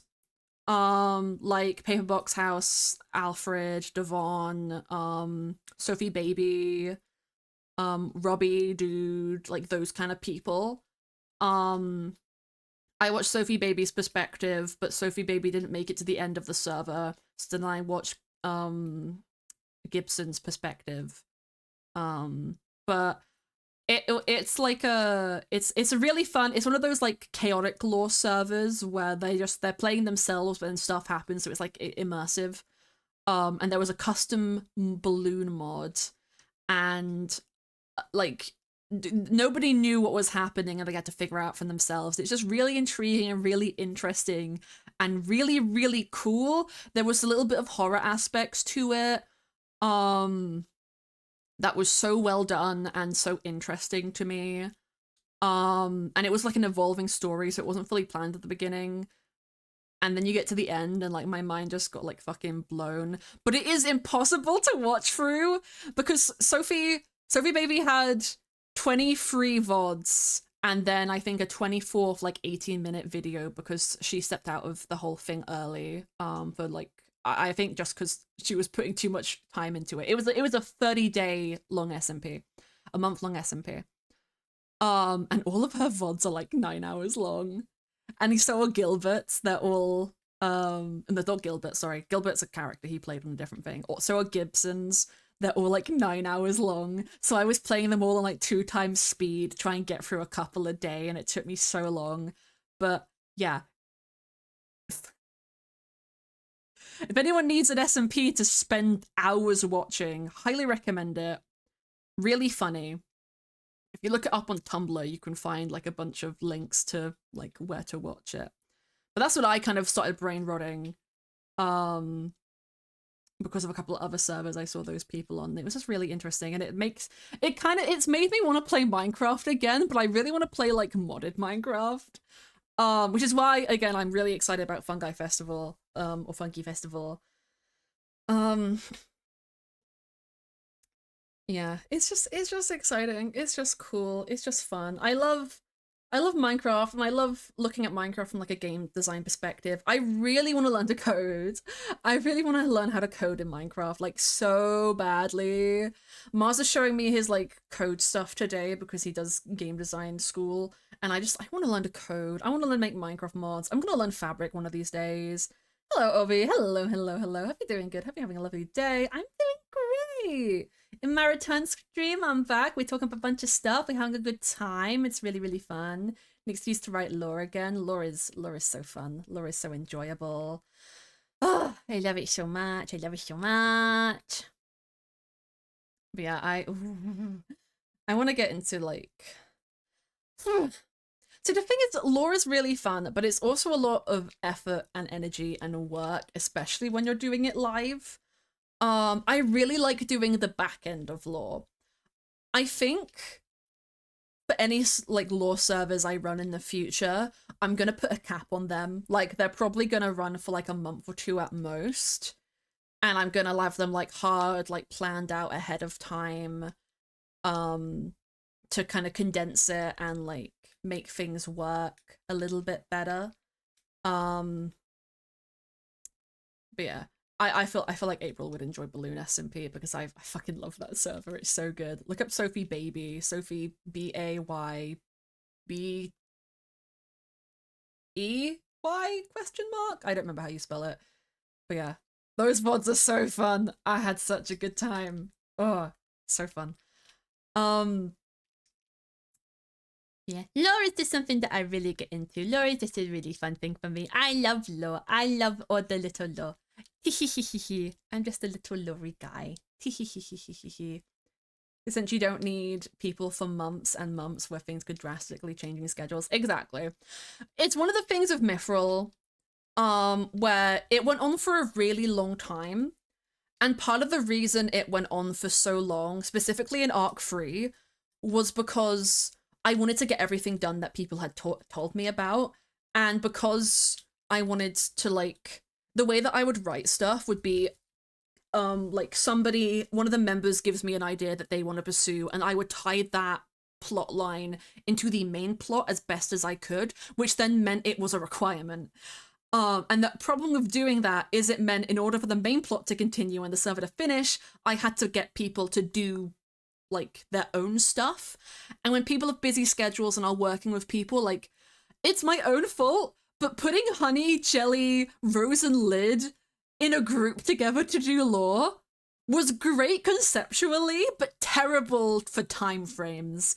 Because I put probably the 4 busiest people in the SMP together, and it was a nightmare trying to like go coordinate all of them. Which is why in like the finale stream, only Jelly and Rose were actually present. Because I think Honey might have been on a plane, and I don't think Lid had their PC, or Lid might have been doing something else. I watched Scooby-Doo series. Oh, you're so base for that, please. I love Scooby-Doo. I want to rewatch like Mystery Incorporated at some point because it's been years. But brrr. I go brrr. I go brrr.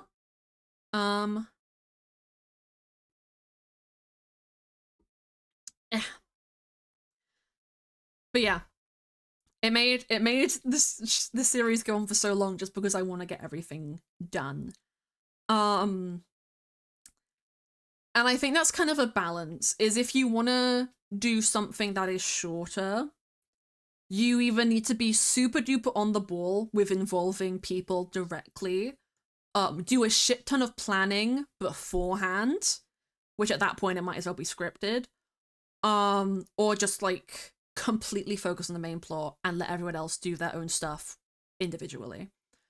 But yeah, there's a lot. Cinemuff Max? No! That sucks. That sucks so much. But yeah, I think I learned a lot from doing Mithril, and I think like shorter event kind of things are fun. I also do have ideas for non-lore based events, or like lighter lore based events that I really want to do. Cool little fic thing about Chilzo, and it was scary close to what the backstory actually was. Hey yo!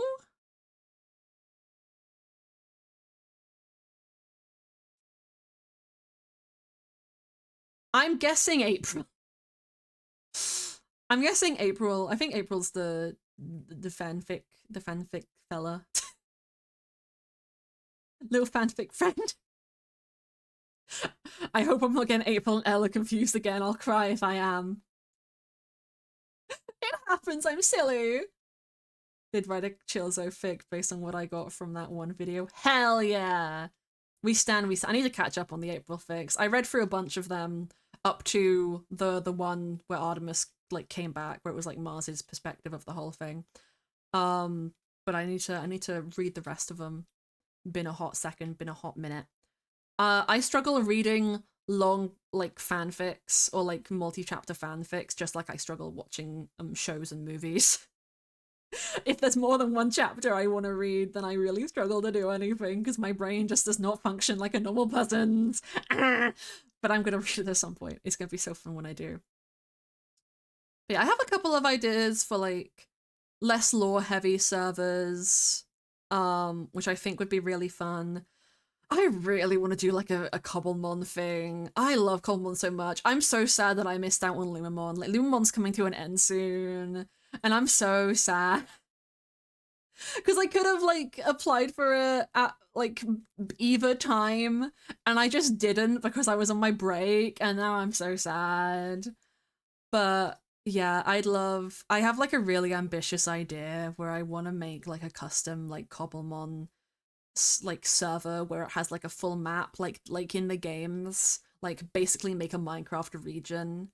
Um and I have like lore for it written out and everything. I have an evil team and a professor and all of that kind of stuff, but actually like building I even have a mod pack. I got a mod pack, but sitting down and building, oh, that would just take forever by myself.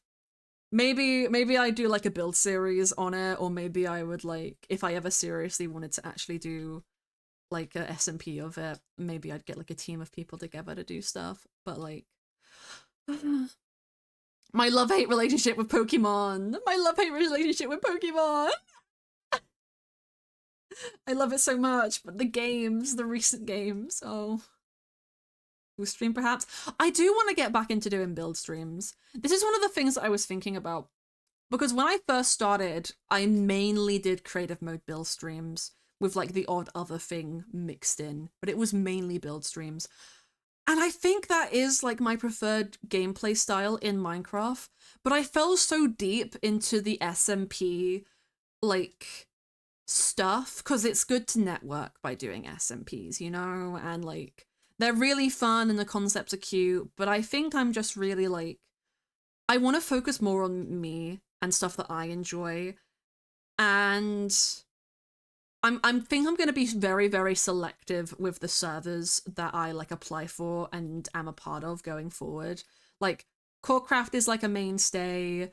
Anything Lizzie does is a mainstay because I love Lizzie, folksy. Hello, Lizzie. Hello, Lizzie. I missed you. I missed you, bestie. It's been too long. I missed you. I'm just a little guy who misses my little friend.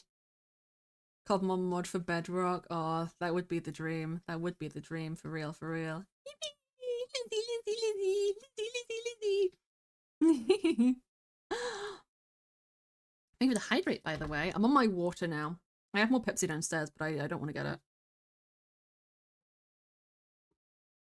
Waiting to repeat again. I need. Thank you, Ash, for the gifts up to Lizzie. Lizzie. Y'all have been crazy with subs today. Thank you so much. I need to fix my fucking Twitch. I need to do some tax stuff on Twitch so I can get my money out, but I haven't done it because I don't know how. I'll figure that out. I'm just a little guy.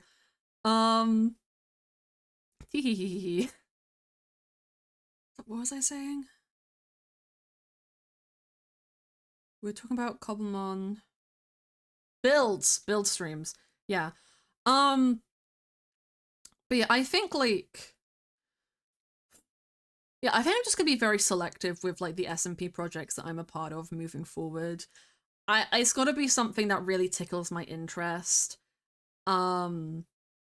I'm pretty good at not getting like disillusioned because like a lot of time I see my friends in something and I'm like, oh, I wish I could be in that, and that's part of the reason why I want to be on Lumamon. I'll be real, but also just to play Cobblemon. Like it does look really fun, and I've been on it before, and it was really fun for the short time I was on it before. We were just discussing lore SMP with one of your friends, basing it around Cobblemon. I can't believe this. I can't believe this, Lizzie. Stealing my ideas. Shaking my head, shaking my head. I'm kidding. I'm kidding. I'm sure your idea is original and beautiful, just like you. Just like you. But sign me up, bestie, for real. Let me in that shit. Let me in that shit. Hello. Many subs for real. For real.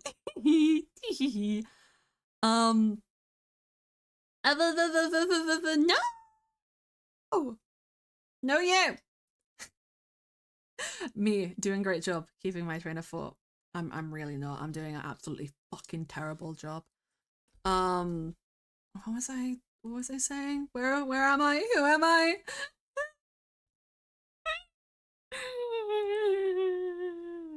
I wish my VTuber could encapsulate the face that I just made. It was really funny. It was like that the Muppet meep. It was like that. Hello, Speedy. Hello again. What was I saying? Where am I? I'm just gonna keep doing that. Yes, I keep disappearing from the builds.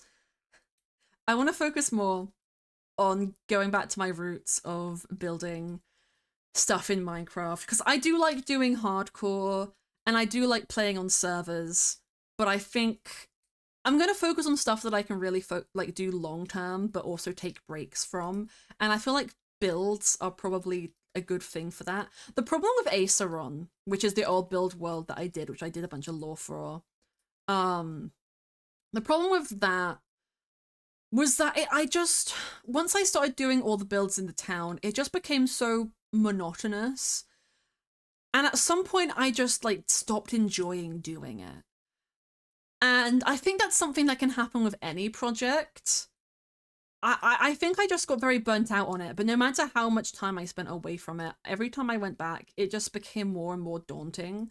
And I think that's a thing of like planning too much almost versus like actually doing it. So I think I'd like to do like a build world again. Maybe like a Cobblemon like based region because it gives me like a starting point with a little bit of more flexibility and it would give me a little bit of a limit and I could do like different themes. But today it's so funny. Hell yeah, we had the same brain. And my energy for like social stuff is typically pretty low. And I'm very bad at like just mingling with people who I'm not already familiar with or doing stuff when I'm not expressly invited to VCs and things. Like, it's something that I want to get better at because I used to be better at it, but it's just going to take me a while to like get that comfort level back. Anything a VCs 2 minutes ago. All of us have the same brain. Look at us go. But yeah, like there's a couple of servers where I'm like, yeah, this is like things that I'm invested in, like projects that Lizzie do. I'm always gonna be like interested in whether they're like casual, like Funky Festival or like roleplay based. Like if I have the energy, I have the energy, or at the very least, I'm gonna offer to help out behind the scenes because I love Lizzie and I love your little projects and they're so cool. And same with like all of my friends. Like if my friends have projects that they need help with, I'm always gonna put my name out there or want to be a part of them as like an actual member. But I'm also gonna like try and put like a hard limit on the stuff that I'm part of, both like at one time. I think my kind of cap is definitely like 2 SMPs, maybe 3, but I need to do that this weekend. I need updates. I need all of the updates. I need to eat them. But yeah, I can probably like do like 3 SMPs at a time if one or more of them are like short-term things. That's why like right now we have pretty good comfort zone because we have Corecraft, which is long running, which is probably going to go on for quite a while, and then we have the short running Funky Festival. There's another SMP that I'm part of that's in kind of limbo at the moment because I'm on the staff team for it and we don't know when it's going to be happening again, but you know, I'm looking forward to it. It will happen when it happens, and that's probably only going to be like a month long. It's something that people will be familiar with, and that's all I'm going to say about it. And it's not law. But yeah, I do want to get more into building, and then with the other like little games around like the stuff, just one-off games or mini like series. I've spoken before about how like as a small creator branching out of like a niche of like Minecraft can be scary because playing other games, naturally, like, views are going to dip and be lower. Not everyone can make it to streams all the time. And I'm guilty of it as well. If someone I like is streaming a game that I'm not really interested in, a lot of the times I won't watch it. And that's like fine. That's just what people do.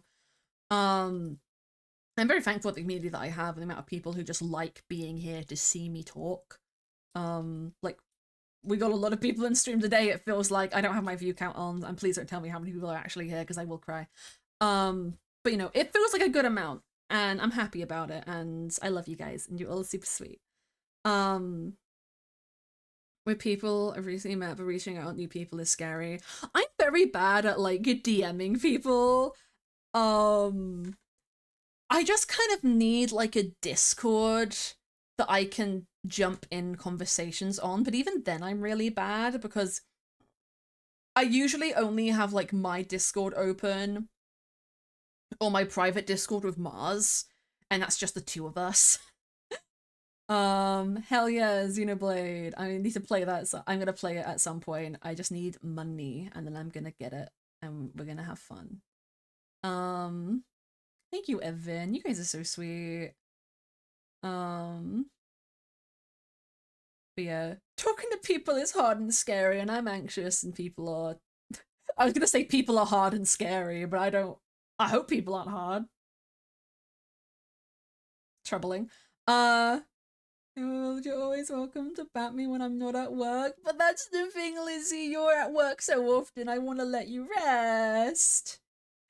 I want to let you rest. But I'm always available if you want to hang out, Lizzie. I'm just shy. The thing is, me and Lizzie are both shy, and so neither of us will message each other because we're both shy.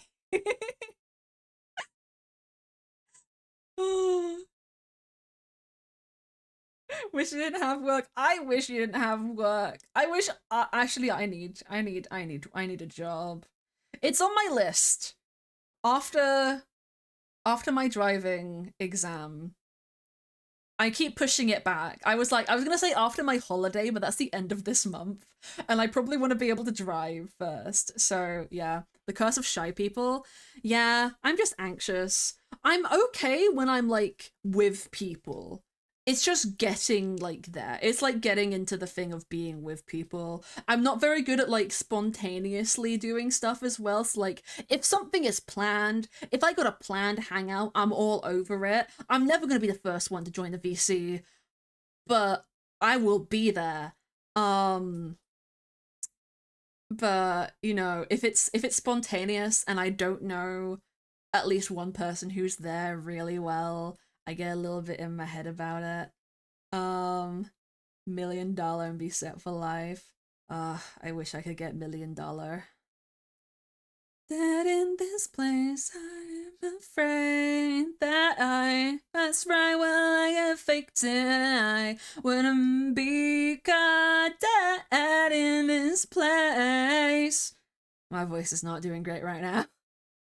It was a hard to get. Got rejected from McDonald's a few weeks ago. That's a new low. Oh fuck. Oh no. Yeah, jobs are tricky. I felt so proud of myself when I got a job at Weatherspoons. Big mistake. I think for me, just like because my anxiety is so bad, I need like a particular job. I either need something remote or something that just has me at a desk. I don't want to have to talk to people who I'm not working with. Because if I'm doing a job and I have to get something done, I have less anxiety about talking to people. But if I have to casually interact with people, that's when I get stressed. The thought of doing customer service terrifies me. It's why I worked in a pub kitchen. And even then, I was so freaked out about just talking to my coworkers because you don't really have to talk about what you're doing a lot unless you have to ask a question or be reminded about how to cook a certain like meal or like where some things were or whatever. 9 times out of 10, you're just idly chatting, and I don't do well with idle chatter. I ain't a small talk person. Unless you are a nerd, I'm dead. Peace out. Talk to you next time. Think about Monkey Kid or something. Bye, Ken. I fucking love Lego Monkey Kid. There's been no Lego Monkey Kid news apart from the Legoland in Shanghai, where they have like they have a whole Lego Monkey Kid part of the resort and Lego Monkey Kid themed hotel rooms, and no new sets. They only released 2 sets this year, and like I don't know what's going. I think they're putting all of that energy and money into the resort. And then also they've announced a 2D Ninjago animated series that is like a prequel to Ninjago, and I've not watched Ninjago. It's done all in like black and white to kind of mimic like a classic like Japanese oil painting, which looks really cool. I need to watch Ninjago because people were telling me to watch Ninjago in Mars's stream the other day. So I've got to watch Ninjago now. But there's a new Ninjago 2D animated series coming out, and I'm like, that's pretty cool. But no like a Monkey Kid news. And I am praying that when we do get news, it's season 6 and Flying Bark are back. If Flying Bark come back to animate season 6, I will cry, I will weep, get Wild Brain fucking out of here. Wild Brain isn't terrible. They do good 3D animation. They do shit 2D animation because they are a 3D animated company who have no experience. And oh, they take so many shortcuts. Oh, and it looks so bad. Season 5 looks so bad. And the writing, I'm gonna cry about it. Seasons 1 through 4, Lego Monkey Kid is so peak and so beautiful and so gorgeous. It's to the fucking point that a fan artist there is a artist on Tumblr who I follow who does Lego Monkey Kid art, and they have a fan comic for it. They have started work on a fan rewrite of season 5, and I've not read it because last I checked only the first chapter was out, but they have like a promo art of it that looks cool as hell. And it's fine, Kenj. It's my favorite show. It's my biggest hyperfixation, and it makes me so angry. But that's how you know I love it. It's the same thing with Sonic the Hedgehog. It's also the same thing with Pokemon. I get pissed off at the things that I thoroughly enjoy. It's also the same with Ruby, but Ruby's never been good, so like I cut it some slack. Because Ruby's never been good. It's always been a trash show.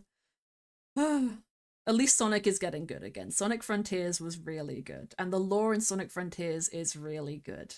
I love it. I'm happy. Also, the Sonic Cross Worlds look so good. I'm so excited. They're bringing Jet the Hawk back, and the thing is, if I bought the game, I would never play it with anybody because no one else is gonna buy a fucking Sonic racing game to play with me. But I just think it's neat. I just like it.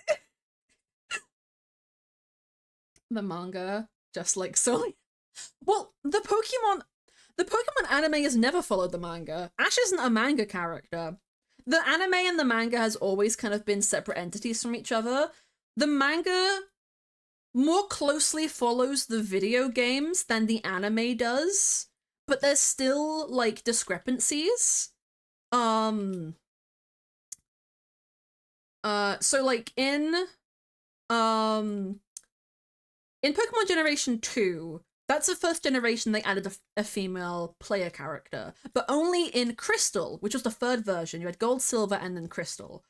And that the female protagonist, you had like Gold was the male protagonist, or Ethan, and then you had Chris, short for like Crystal but with a K, was the female protagonist. But when the games got remade as Heart Gold and Soul Silver, the female protagonist got a complete redesign and was renamed to Lyra. And in the Pokemon manga, they're the same character, but she has to disguise herself at some point because she's being like hunted down, and that's when she gets the Lyra outfit. I've never read the Pokemon manga. I just know bits and pieces of it. I know a lot of war crimes happen, which is always very fun, you know. But apparently it's pretty crazy. Yeah, that's what I've heard of it is it's pretty crazy. For like a Monkey Kid was now hell yeah. But there's also a lot of different Pokemon shows because you have the anime, you have the Ash Ketchum run of the anime, which also technically has a soft reboot in black and white, even though like all the previous seasons are still canon, but they just reset Ash's age, so it's just like really weird the canonicity of it all. And then in X and Y and X, Y, and Z, Ash seems older than he was in black and white. Like he seems like he's 18 versus 11 he was in that series, but like they never disclose his age in that series, I don't think. Or he's meant to be like younger still, but he's designed to look older. And then they go to Alola and the art style like completely changed. And then I think the last place he went to was Galar, and I think Paldea is the new season, and that is with, oh god, what's her fucking name? I want to say Leto, but that's a Greek god. It's something similar to that though. It begins with an L. Um, Liko, like yeah, Liko and Roy is the new Pokemon anime, which I've not watched any of. But then you have Pokemon Origins, which is like a little bit more based on the games. I think the main character is Red, who is like the main character of like the original games, and he's like a manga character as well. And there's been a lot of like mini like stuff. There is a new Pokemon ecology at like mini series happening right now, which I think is about like what is ecology? I think it's about like the study of Pokemon or something, and it's like a whole animated show dedicated to that. There's been a couple of like mini animated series, some on YouTube, some like actually put on like streaming services that they've done, and then you have the movies, which are kind of like, I think they're a part of the main anime timeline, but it gets kind of squiffy, with a Galay, a Glalie, and she tells to constantly self-destruct. She's perfect. Oh my god. Yes, Horizons. Horizons is fun. Yeah, there's just a lot of different Pokemon stuff, and I don't think any of it really draws from the manga, because some of the manga stuff I think is a bit too much to put on TV. Then there's also like Pokemon Masters has like its own lore that draws from both the manga and the games and multiple universes, and it's very confusing. It's very confusing. But yeah, Pokemon is a fucking mess, but it's a fun mess. And the games are the biggest mess, and they're what upset me. But that's why I just want to play it in Minecraft. I just want to play Cobblemon and have a little Cobblemon time. I actually really, really miss the sorry, rubbing my eye, and my eyes are going funny on the thing because of it. It is close to midnight for me, yes. We will end in a little bit. But I really miss the BCG server that Chris used to run. I loved my house on it, and I had so much cool shit, and it was so fun. I just like playing Pokemon. I just like doing my silly Pokemon stuff. I've been thinking about Pokemon a lot because Mars being a Lumon, I offered to like teach him how Pokemon worked on like a game design level and like intricate level. Because I actually do know a lot about how Pokemon works. I'm just not a competitive player. I just don't enjoy that scene. Um, and just because I know how things work doesn't mean I always put them into practice when I play. Anyone who's seen my Pokemon Violet playthrough would know that. But yeah, I wanna teach him the ropes a little bit because I think that would be fun. I also really want to sit down with him and watch Pokemon Battle Dimensions or whichever. It's a Gen 4 anime because I got Mars to like Chimchar a lot. Me and Mars were both like Piplup lovers, and then I pointed out that Chimchar is based on Sun Wukong, and as you guys know, me and Mars really like Journey to the West and Like a Monkey Kid and Sun Wukong. So he really likes Infernape and Chimchar now. And there's a really cute bit in the Pokemon anime where Ash, it's kind of a rehash of when Ash got his Chimchar, but it's more sad, I think. Because in the Pokemon anime and Generation 4 anime, Ash has a rival called Paul, and he's a friend of Dawn's who's a big asshole. He's got a really sweet brother who is like a gardener or something. But Paul is like the token, I am strong, my Pokemon are going to be strong, I'm going to beat everybody. He is like stoic and rude and doesn't care about anything apart from being the strongest, and doesn't have time for like weak people and all of that kind of stuff. He's an annoying little shit. He's got none of the fun of like Gary Oak. He's just an asshole. He's just an asshole. Paul is just an asshole. I haven't noticed. I know, right? Big shocker, I know. But Paul had a Chimchar, and Paul abandoned his Chimchar on a rock and told him to wait. And then Ash finds the Chimchar and is like, oh, you come with me, I'll help you find your trainer. And Chimchar's like, no, I've got to wait here for my guy and won't move, but he's getting really cold and really sick and it's not good. And eventually Ash like takes the Chimchar, finds their trainer, they find Paul, and Paul is just like, you're weak, I don't fucking want you. And Chimchar is so sad. Chimchar cries and is so emotional and upset. And then Ash ends up taking in the Chimchar, and it's so cute. And I just love it. I love it.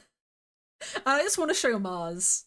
I want to show Mars. I don't think Mars has watched like any of the Pokemon anime. And if he has, it's like been like a very small amount. Also, I would just like the nostalgia of it, because the Gen 4 Pokemon anime is what got me into Pokemon, is why I got Pokemon Platinum. Like, Battle Dimensions, like I said, was the series that I remember watching as a kid. It's basically the average competitive Pokemon player that only wants good stat Pokemon and win. Yeah. Yeah, Paul is an asshole. I don't remember anything good about Paul other than him being a dickhead. Which isn't super fun for like a rival in Pokemon. But Dawn is my girl. I love Dawn so much. Was Barry in the anime? I don't think, if he was, I think he was like a really minor part. I wish Barry was in the anime though. Barry is so fun. I love Barry. He's so stupid. Tries to get you to run into the tall grass day one. So stupid. I love him. You can tell he's blonde. Oh. Okay, I have been going off on ranting and everything. I was like expecting this stream to be like an hour long. It's been almost 4 hours. It's almost midnight. So I think we're gonna get into wrapping up in a minute. I think after stream I'm going to, yeah, we're gonna keep, we might as well push it for the 4-hour mark, but just like a heads up warning, guys. It's terrible for Ash because it's like 1 a.m. for you probably. But yeah, am I too tired? I might be too tired to update the emotes in the Discord right now. So maybe in the morning I will update the Discord emotes. If one of the mods could put in my reminders channel to do that, and also a reminder to make the animated Pride Heart emote at some point, because I just want that written down because I will forget otherwise. That would be super helpful. And yeah. I hope this has been a good catch up. Hopefully I'll get the new background done for next stream. It's just really difficult balancing colors. It probably would have been easier if like I did like a color blend. Like there's a thing that you can do in art where you pick a color to base all your other colors around, or you pick your colors and then overlay it with like your color that you want to kind of tie everything into, kinda, and that like it tones it. Yeah, toning I think is the word for it. But it just makes it look more cohesive.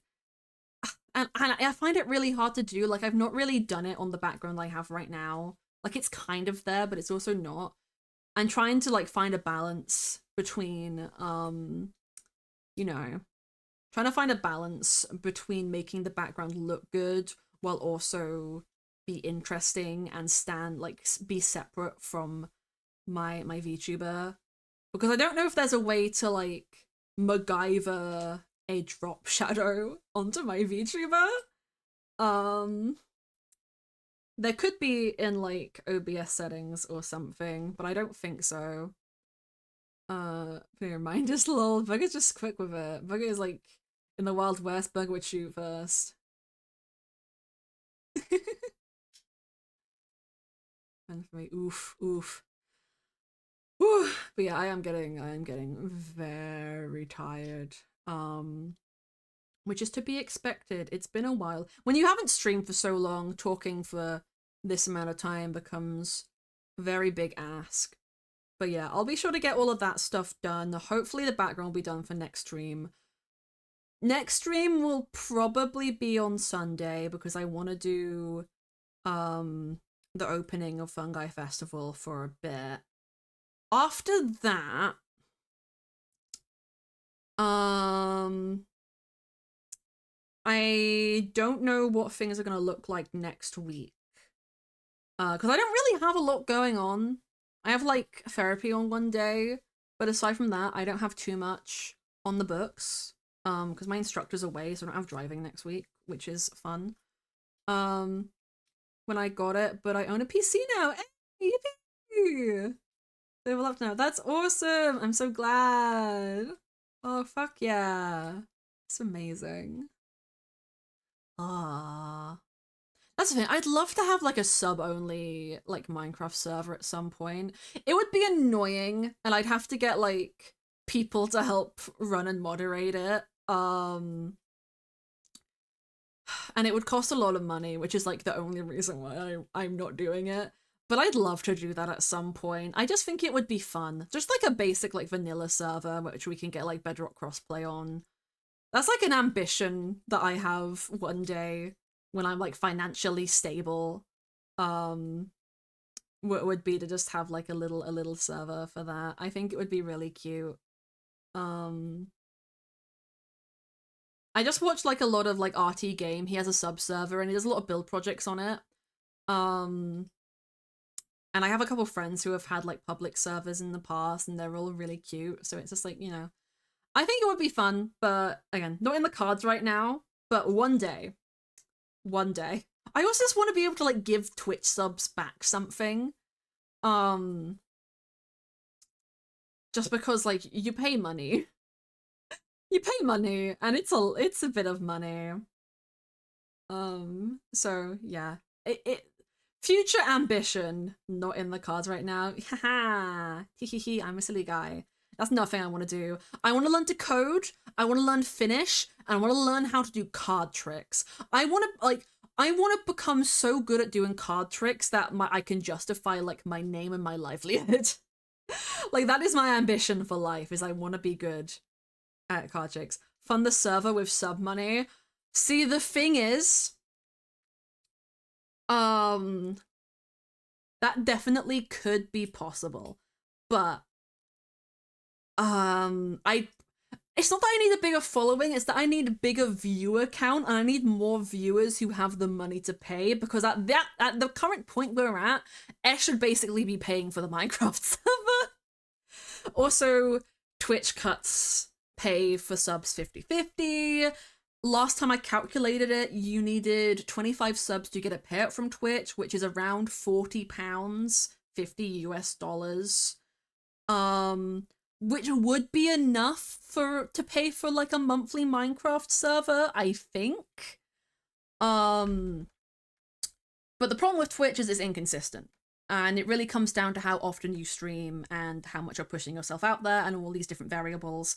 And if I'm not doing TikTok or YouTube at the same time, things are really going to go downhill, especially with America probably going into a recession and Twitch being an American company owned by Amazon. So there's a lot of semantics about it, a lot of stuff. It's why, like, you know, I'd need a job in order to have a buffer just in case.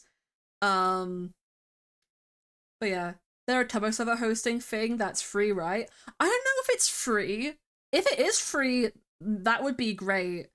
Um, maybe I'll look into it at some point. Um, but yeah, I'm not gonna rush into any really, really big projects, but if I do, that's something the mods will hear about first because I'll need people to help run it. Um, but yeah, that's just like a little idea I wanted to throw around because I think it's fun and it's something for me to talk about. Um,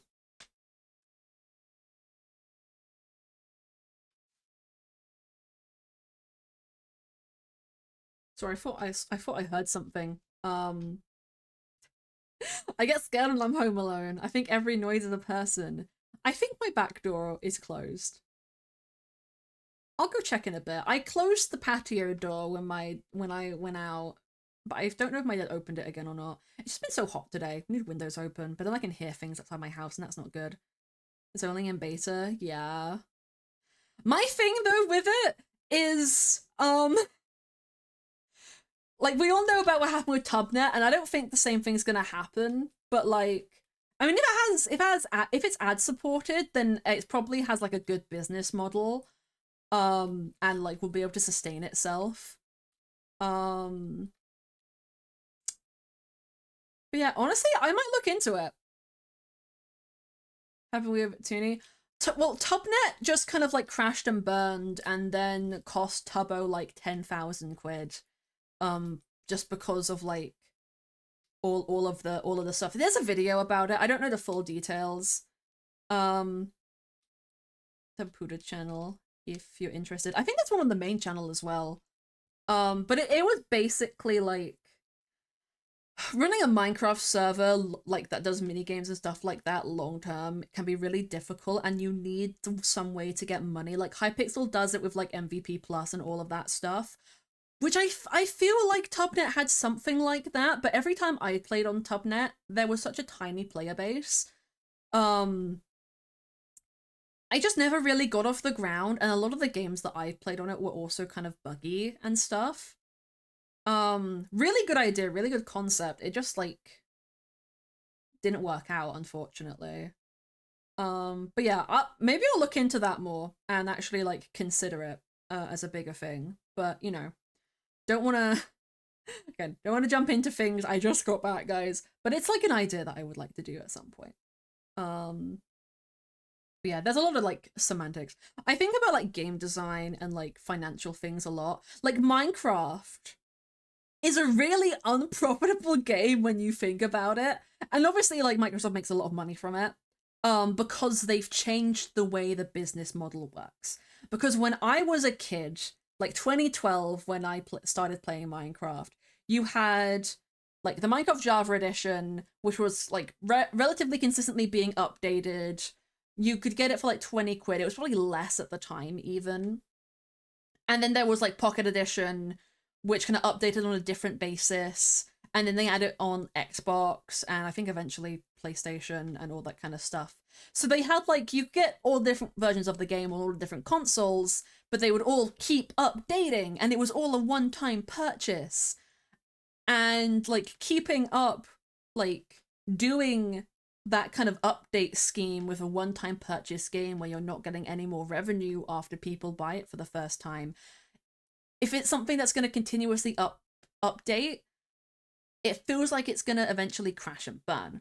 But that's where Mojang kind of changed the script a bit, because not only do they have like Minecraft spin-off games now, like Minecraft Dungeons and freaking Minecraft Story Mode and all these other Minecraft titles that they've like had, but they also have Bedrock Edition, which is basically the console edition, but it now has monetary transactions so that you can get, you know, kits and all these different things.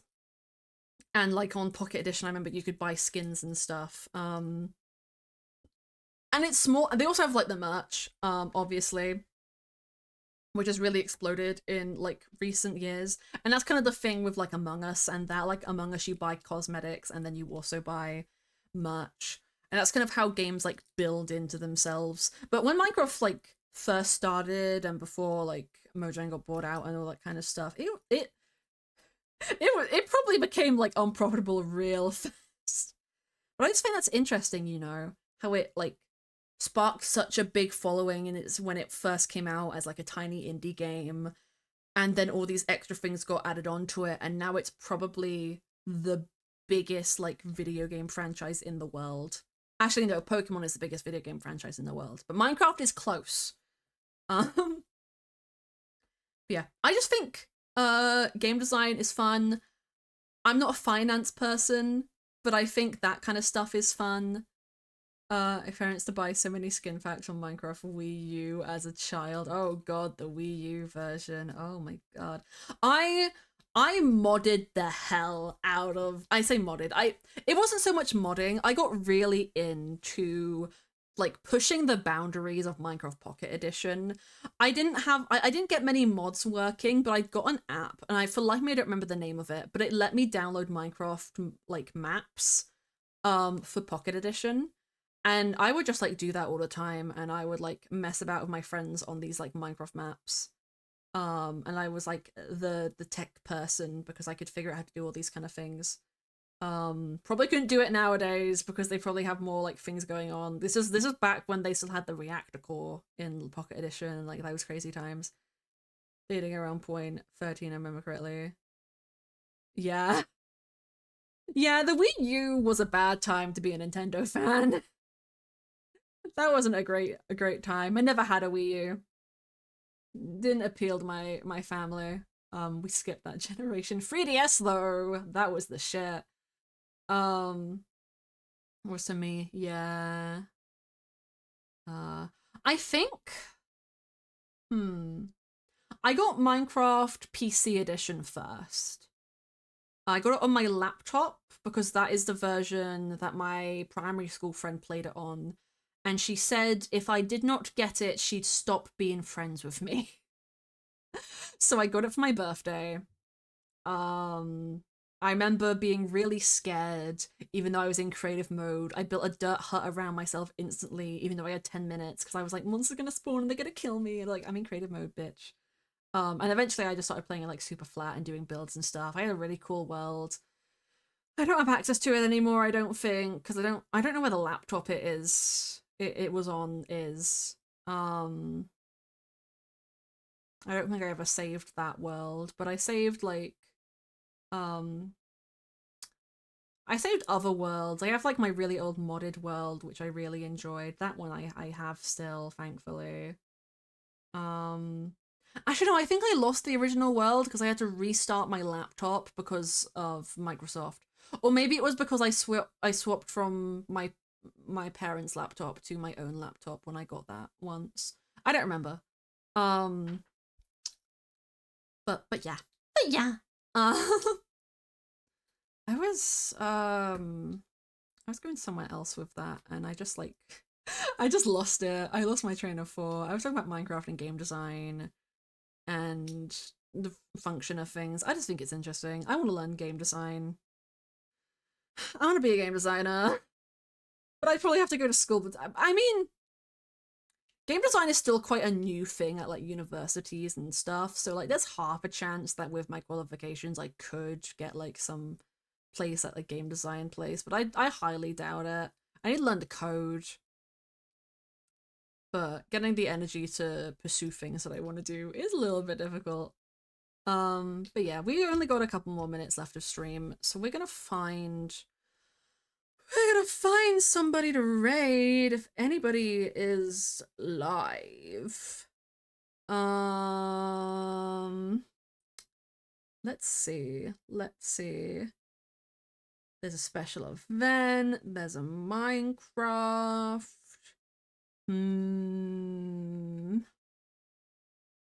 No jobs in the game industry right now. I should just make my own game, but I need to learn to code to make my own game, and that is the problem. Because I have plenty of ideas. It's just pursuing them. Gaming related major. I looked into a couple gaming related courses at like uni because I wanted to. It was either like game design or animation. I'm just like Game animation and like pixel art animation, I feel like I could handle pretty well. Actual animation for like TV shows, I think I would like struggle with just because consistency. I just need to hone my art skills more. But I feel like I could do game design a little bit better. But like I need to learn. And I love writing. I could do the art, I could do the writing, and if I could learn the coding, then I could be a one man game designer. But the music audio is struggling a little, by the way. Is it doing the glitchy thing again? That we had last time. Is it doing the snap crackle pop? It is, yeah. Add that as another reminder for me to look into. There has to be a reason for that happening, because it's happening again. Because what I thought was going on, when like there was lag happening last time I played on Corecraft, I think it could have just been stream and Twitch being stupid, or it could have been me. Because I use performance mods, and one of them is dynamic FPS, which when you tab out to save like computer resources, it lowers the frame rate of Minecraft when you tab out of it. My encoder is also overloaded right now, which might be what is causing the Spotify issue. So I'll need to look into that. Note that down as well. Encoder overloaded ? And I'll look into reasonings for that and solutions. I'll do a little research project on it. But I think